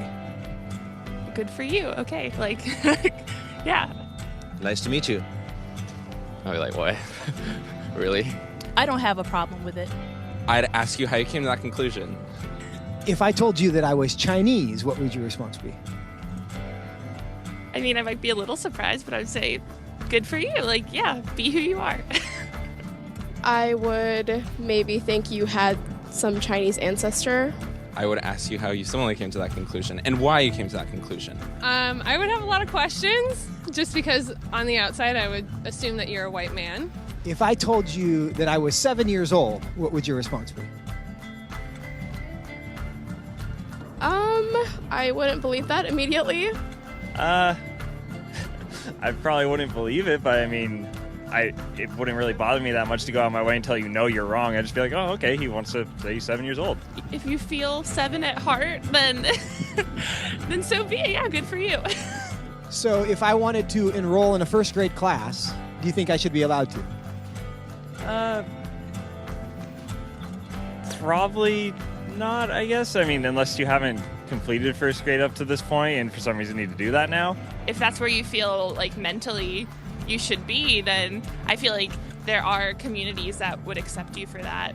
I would say so long as you're not hindering society and you're not causing harm to other people, I feel like that should be an okay thing. If I told you I'm 6 feet 5 inches, what would you say? That I would question.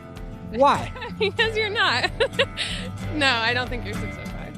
If you truly believed you're 6'5", I don't think it's harmful. I think it's fine if you believe that. It doesn't matter to me if you think you're taller than you are.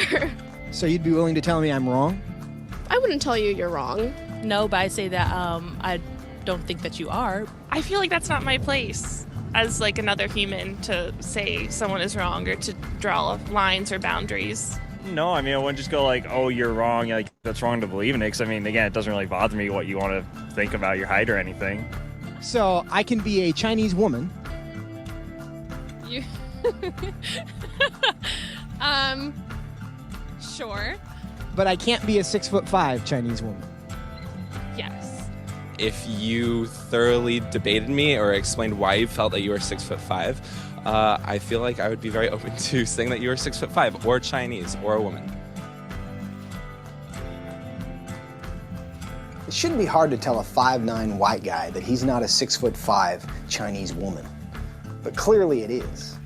Why? What does that say about our culture? And what does that say about our ability to answer the questions that actually are difficult?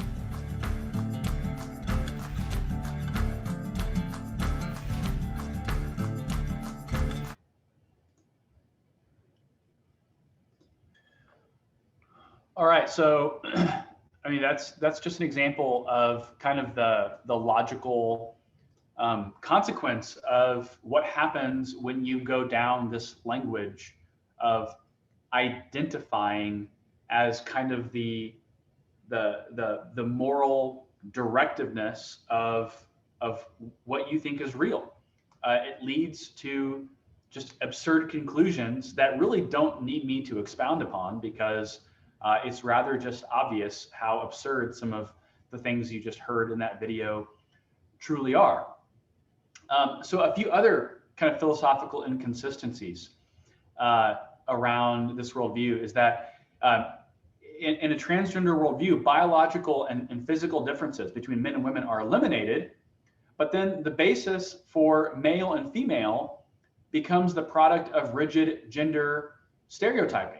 So then what happens? That on the back end, activists end up affirming a creational gender binary.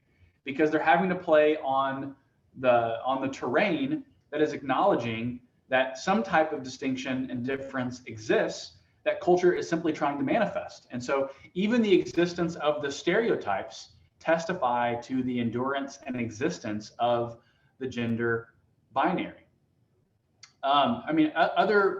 This is the kind of the $64,000 question around the transgender worldview, is that you'll have people say that gender is both innate, on a spectrum, while also socially constructed. So if gender is on a spectrum, it's socially constructed. How can it also be innate? How can it also be immutable? So there are all of these hodgepodge philosophical categories that they can't give an account for to make it consistent. How is a social construct of gender something that is immutable and innate? Another question, what is an innate experience of gender? How can one independently verify that their experience is either masculine or feminine? How can a woman know what it feels like to feel like a man? Ask yourself this: if gender is just a psychological state, why is transition even necessary? What about the transition accomplishes something that the mind couldn't already do on its own? How do you establish an objective definition of gender and gender identity apart from sex? You can't. And so we find ourselves on unstable terrain. A couple other things, and then we'll transition to Q&A, is we're seeing this more and more happen in the culture, is the issues of challenges to equality and fairness. We have had documented instances in several states where there have been biological members of one sex competing against members of a different biological sex. And particularly, I'm thinking of males who have been competing against females in track and field, even though these males identify as female, and then winning state championships and beating out biological females. Or there's a case in Texas where a biological female is a wrestler, and she has been taking testosterone injections and then competing against other females who are not taking testosterone injections because they're not in the middle of transitioning, but this woman is. And so this woman has developed greater brute strength and has been, I think for a couple of years in a row, was a Texas state wrestling champion. I'm a big runner. And back in 2018, I think it was, the Boston Marathon opened up transgender competition. And so a biological male competed as a female. And so that led me to go read some secular medical journals about the difference in males and females when it comes to running. And I read in there that, issues of body fat percentage, issues of bone density, issues of cardiovascular strength, lung capacity, anaerobic capacity, males in the aggregate all have the ability to compete in certain capacities and thresholds that are just distinct than women. They're not better than women, because it's not fair to compare men against women in matters of athleticism. You have to compare like things to like things. But it's simply an acknowledgement when it comes to athletic competition, male bodies exhibit certain qualities and female bodies exhibit certain qualities. The last thing that I want to kind of just end on before we do some questions is I want us to root this not just in philosophy, not just in logic, not just in natural law. We're Christians. And so for us, we need to point everything back to Scripture. we need to point everything back to Christ himself. And two things I would say about the authority of Christ as it regards this conversation is, one, when we look at the doctrine of creation in Scripture and we understand the Trinity, when we look at John chapter 1 and Colossians chapter 1 and Genesis chapter 1, when we understand that God is creating, it's Christ who is creating as well. When Colossians talks about how all things have been made for him and through him, and he upholds all things. And John 1 says, there is nothing that has been made that hasn't been made for him. We're testifying to a Christological reality, that this reality that we believe has been constituted by God has been constituted by Christ, that Christ upholds it all. So there's a Christological principle in terms of Christ ordering creation, but then also Christ himself speaks about the existence and durability of these creational categories. In Matthew chapter 19, 4-6, he's asked to weigh in on a debate about marriage. And he says, have you not heard from the beginning, he who made them male and female? So what is Christ doing in Matthew chapter 19? He's taking the creation categories of Genesis 1 and Genesis chapter 2 and saying, even in light of sin, even in light of living in Genesis chapter 3 and Romans chapter 8, those categories, those norms endure. Sure, we're sexual sinners. People have confusions about their gender.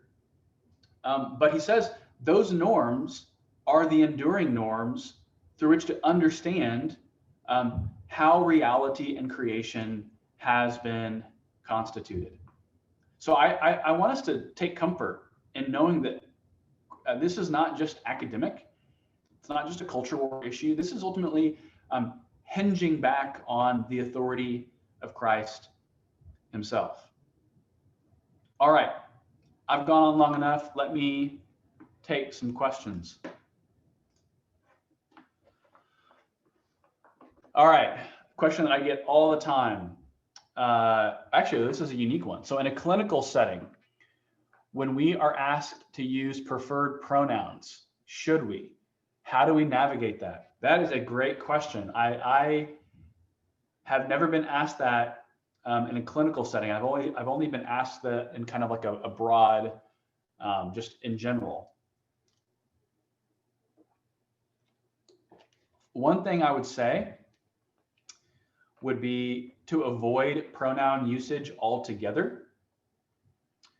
That if you think about it, you don't often have to find yourself using someone's pronoun in front of them. So there's one way to just simply be evasive and not have to engage the pronoun. Secondly, I would say if this is a new patient and they come to you presenting with a transgender identity, you probably don't know their original biological name. All you know is their new social name that they've taken. So you wouldn't even know what to call them other than the name they ask you to call them. So I don't see as big of a problem there in calling them the name that they ask you to call them. Three, I would say, names are, and this is, I say this somewhat loosely, names can be ambiguous. You can have boys named Aaron and girls named Chris, and boys and girls both named Cameron. So there's some sense in which names are a little more ambiguous. Now, names like Sarah and John aren't really ambiguous. So that's kind of the defeater to my own principle here. Here's what I would say. I mean, the general broad principle I always answer with is you should evaluate the depth of the relationship that you have with the person and the context in which you know the person. So if it's a family member, it's different than if it's a colleague that you see once a quarter. It's different than if it's one of your best friends versus a friend you haven't seen in 10 years. So I don't have a hard and fast answer. I would say this, don't violate your conscience and be willing to pay the price for obeying your conscience. I would also kind of shift some of this question back onto you to ask you what existing protections are you aware of that you have as a medical provider? And so, I mean, this is where I don't always have good news. People would write me, public school teachers writing me, asking me to solve their dilemmas. And sometimes I don't have answers, that we are running headfirst into some irreconcilable cultural conflicts. And so I don't say that to be doom and gloom, but just to be honest, and for us to have to walk these lines very carefully. All right, let me see some other questions here.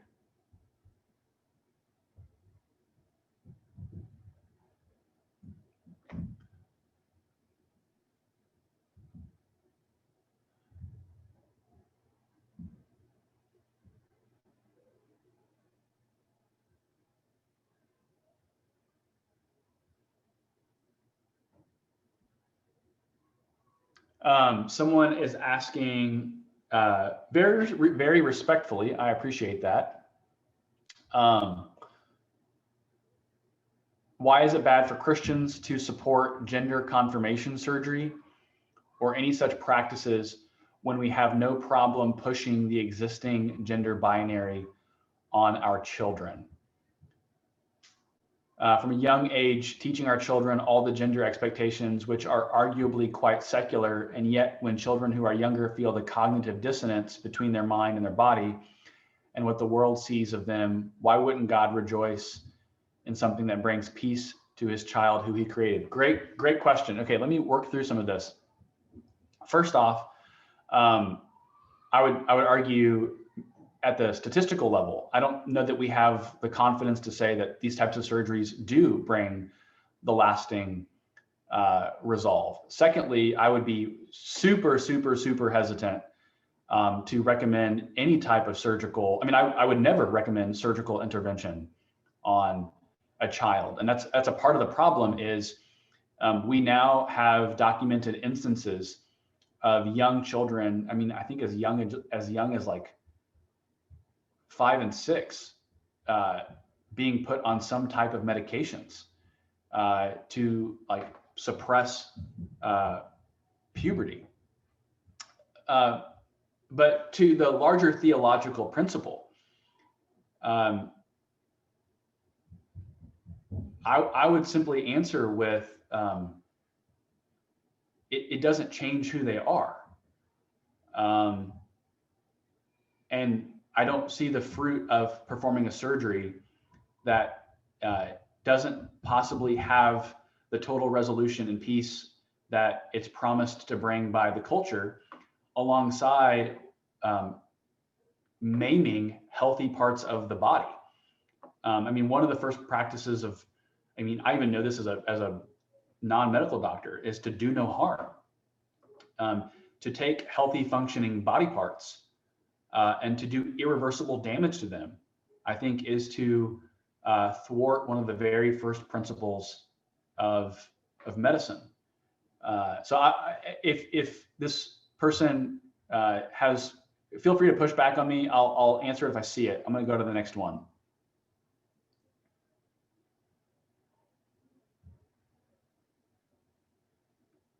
So again, I want to be a little bit circumspect here. How should a Christian who has gender dysphoria deal with the distress and pain that it causes? Are there any coping mechanisms that are allowable? Asking to be addressed by a masculine nickname, for example. So one thing I would say is anything that we would do to communicate that they are a sex other than their true sex, I would not endorse. What I would say at the level of distress and pain is to get involved in counseling. Again, Ryan Anderson's book, When Harry Became Sally, which I know has been dropped into the comments here somewhere as a link, demonstrates that individuals who are able to engage in therapy and to investigate aspects of anxiety, family background, there is a very high success rate at resolution. But this is where, like, I have to have some level of transparency and honesty and say, yes, medicine hopes to resolve all things. But if we are to say that medicine always and forever can resolve all things, I think that is deifying medicine in an unhealthy, unsustainable pattern. So again, it's walking that delicate tightrope between not consigning them to a life of misery and not consigning them with unrealizable expectations.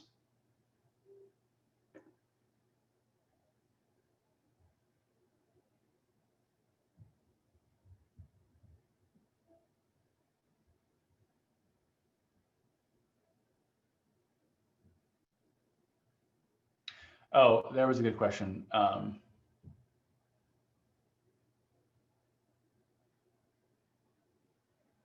Sorry, they keep moving. Sorry for the long pauses here.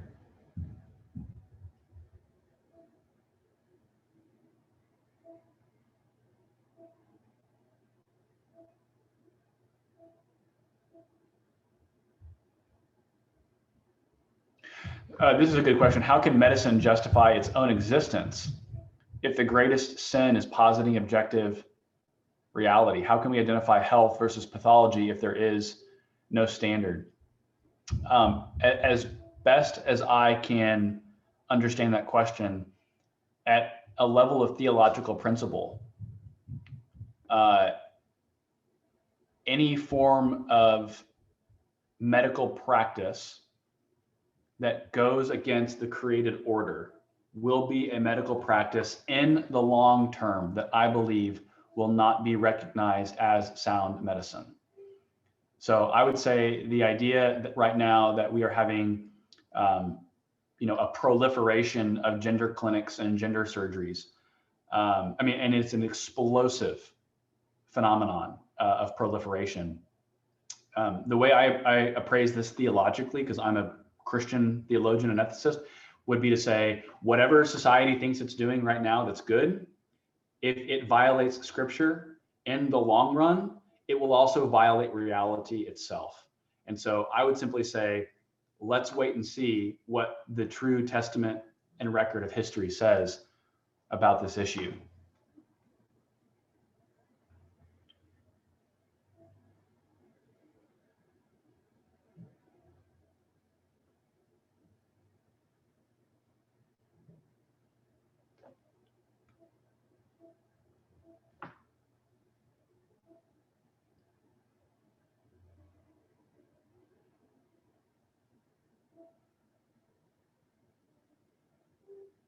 One question.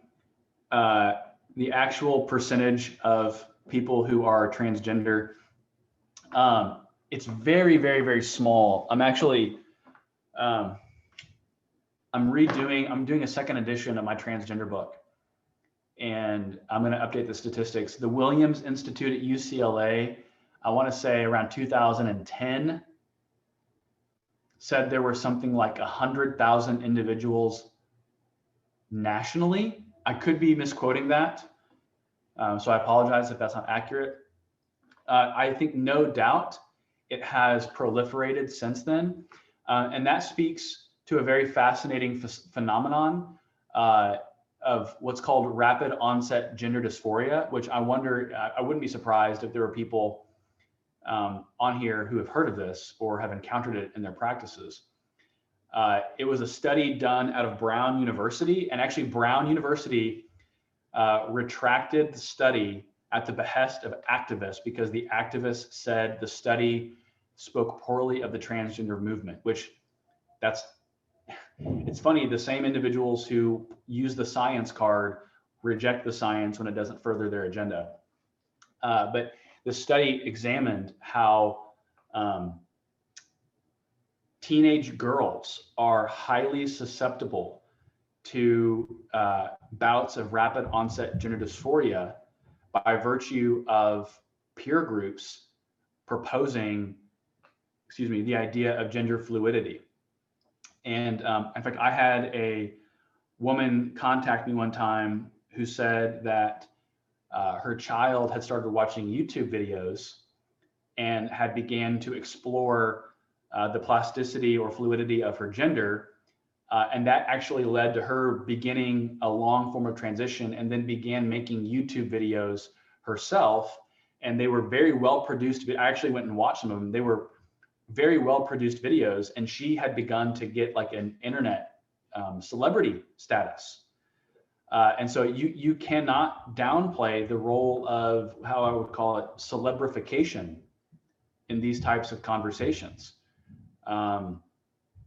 If one of the admins wants to Google the Brown University Rapid Onset Gender Dysphoria Study, it's a very fascinating news story.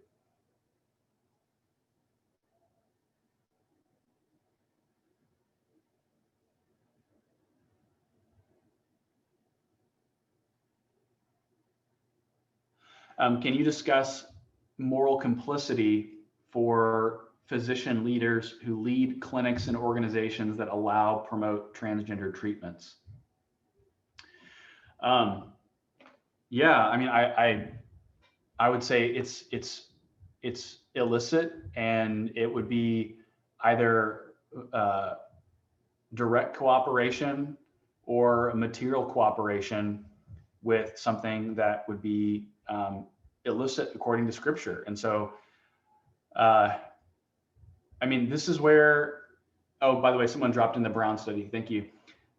This is where like I would almost like to be hearing from you all on what the trends are in your workplaces, because I can only speak at this from the theoretical level. I don't know what the level of complicity physicians and nurses find themselves in with these types of conversations, just by virtue of them wanting to do their normal jobs.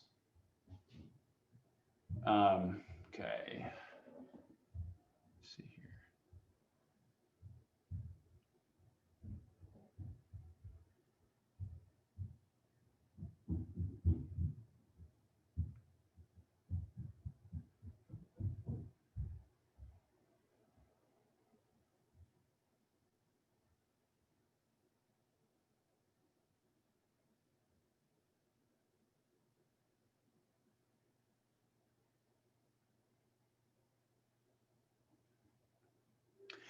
There's another question up here about kind of what you would do if you had a transgender patient. What I would encourage everyone on this call to do is to figure out what your right of refusal and referral policies are in your work environments.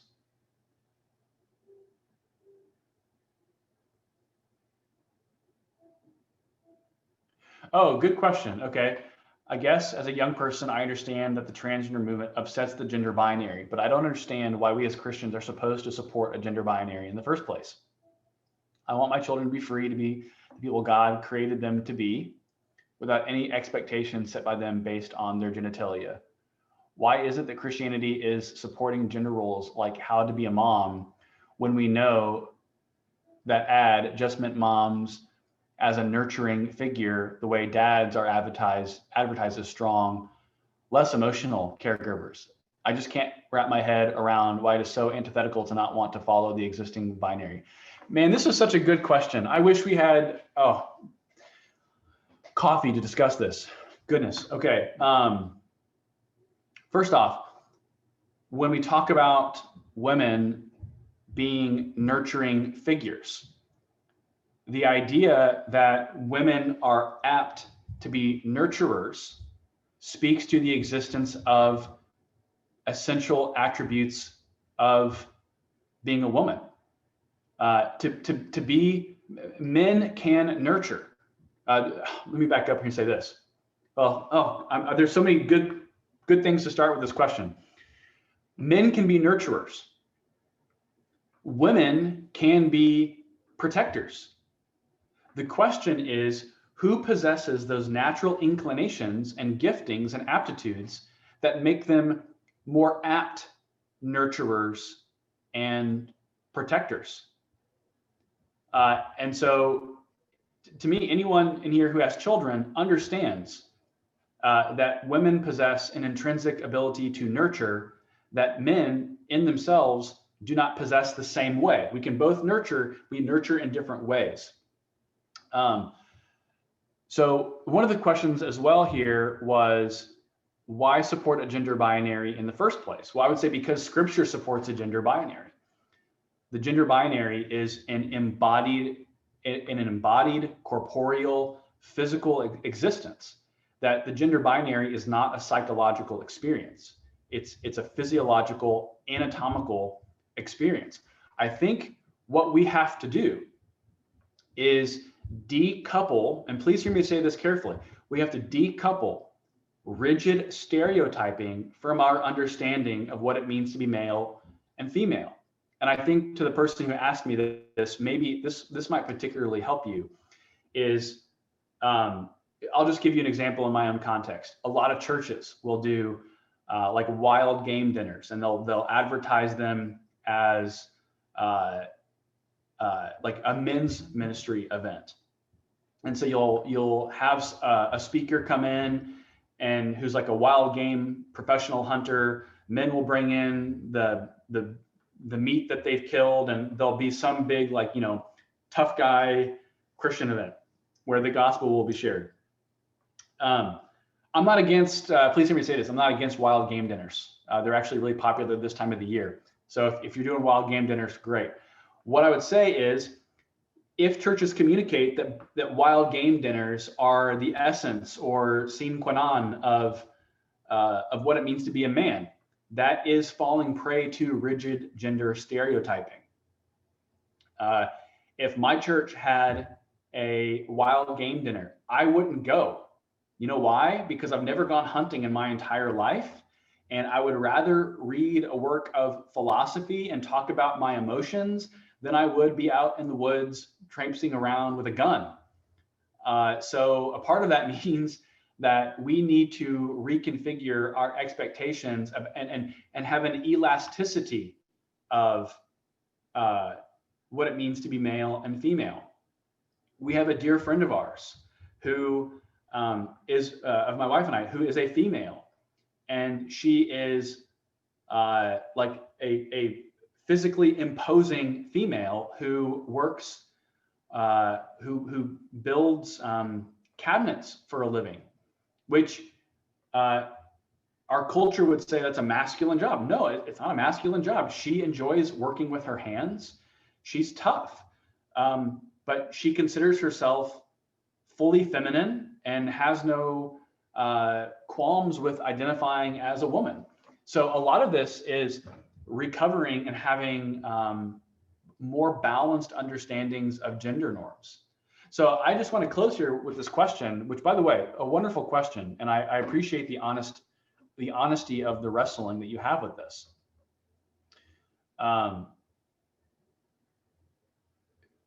We can't get beyond the gender binary. All human civilization has recognized the essence and category of male and female. Like I said earlier, the cultures then develop unique ways to communicate the realities of the gender binary.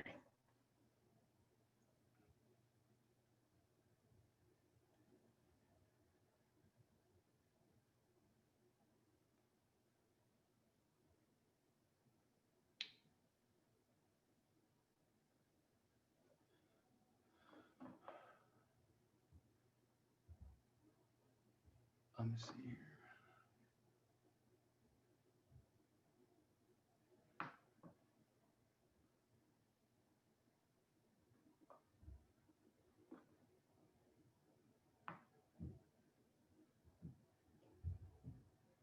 How do you begin a conversation with a non-Christian about how the transgender agenda does not align with reality or the created norm without scripture as the platform or standard?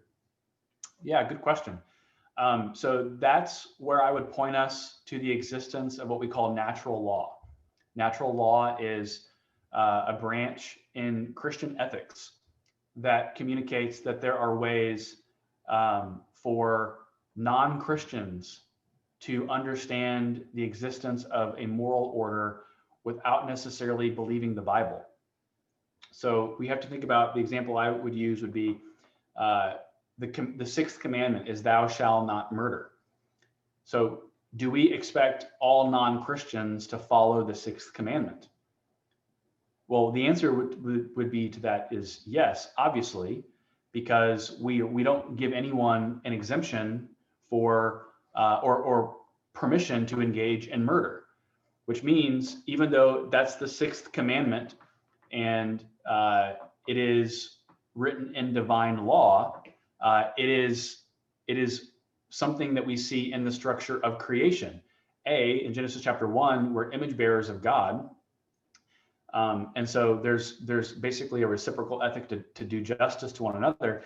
And then B, in Genesis chapter 9, verses 5 and 6, in the Noahic covenant, there's the warning that if you shed man's blood, by man shall your blood be shed. So all that to say, there is a category that we have to have room for natural law. And so to me, this gets back to the marriage question. One of the reasons I do not believe in same-sex marriage is because I believe it is irrational.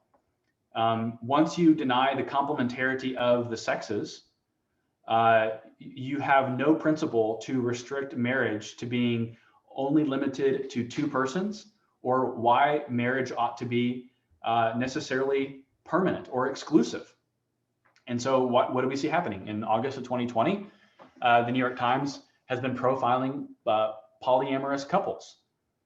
And that's simply a logical consequence following downstream from rejecting a Christian understanding of marriage as a union of a male and a female, but that union is grounded in the structure of creation itself. Let me see what else.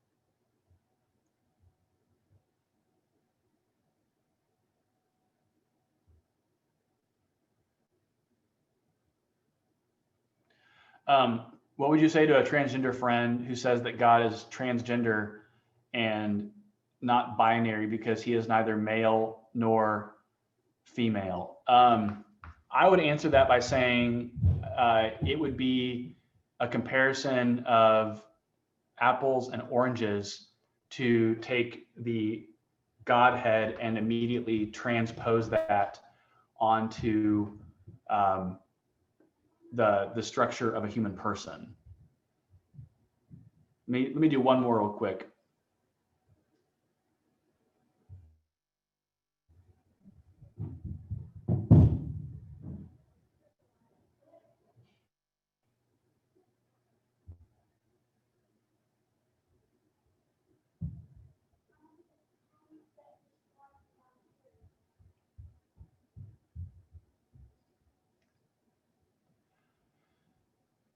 Well, I'll tell you what, let's just go ahead and stop right here. I'm wasting our time to keep scrolling. Alan, you want to take it over? Thank you, Dr. Walker, for the extended time of Q&A. And thank you also for providing us with greater clarity and understanding of these issues related to the transgender movement. Out of respect to you and your time, we want to release you at this time from our session this morning. but we do want you to know how much we appreciate the amount of time that you have given to us. And we're very excited by the response that we've seen this morning. Over 600 individuals have registered for this event. And I've noted that over 80 questions were posed this morning to Dr. Walker. We clearly have provided you with a program of great interest. And we will subsequently be sending a survey to gauge additional information from those who have registered as to future programs like this. For those of you who have participated in today's webinar, we hope that the presentation proved helpful to you. If you viewed the webinar in groups, please consider extending the impact of today's presentation by meeting for several minutes following the conclusion today to interact together and discuss the results from your perspective.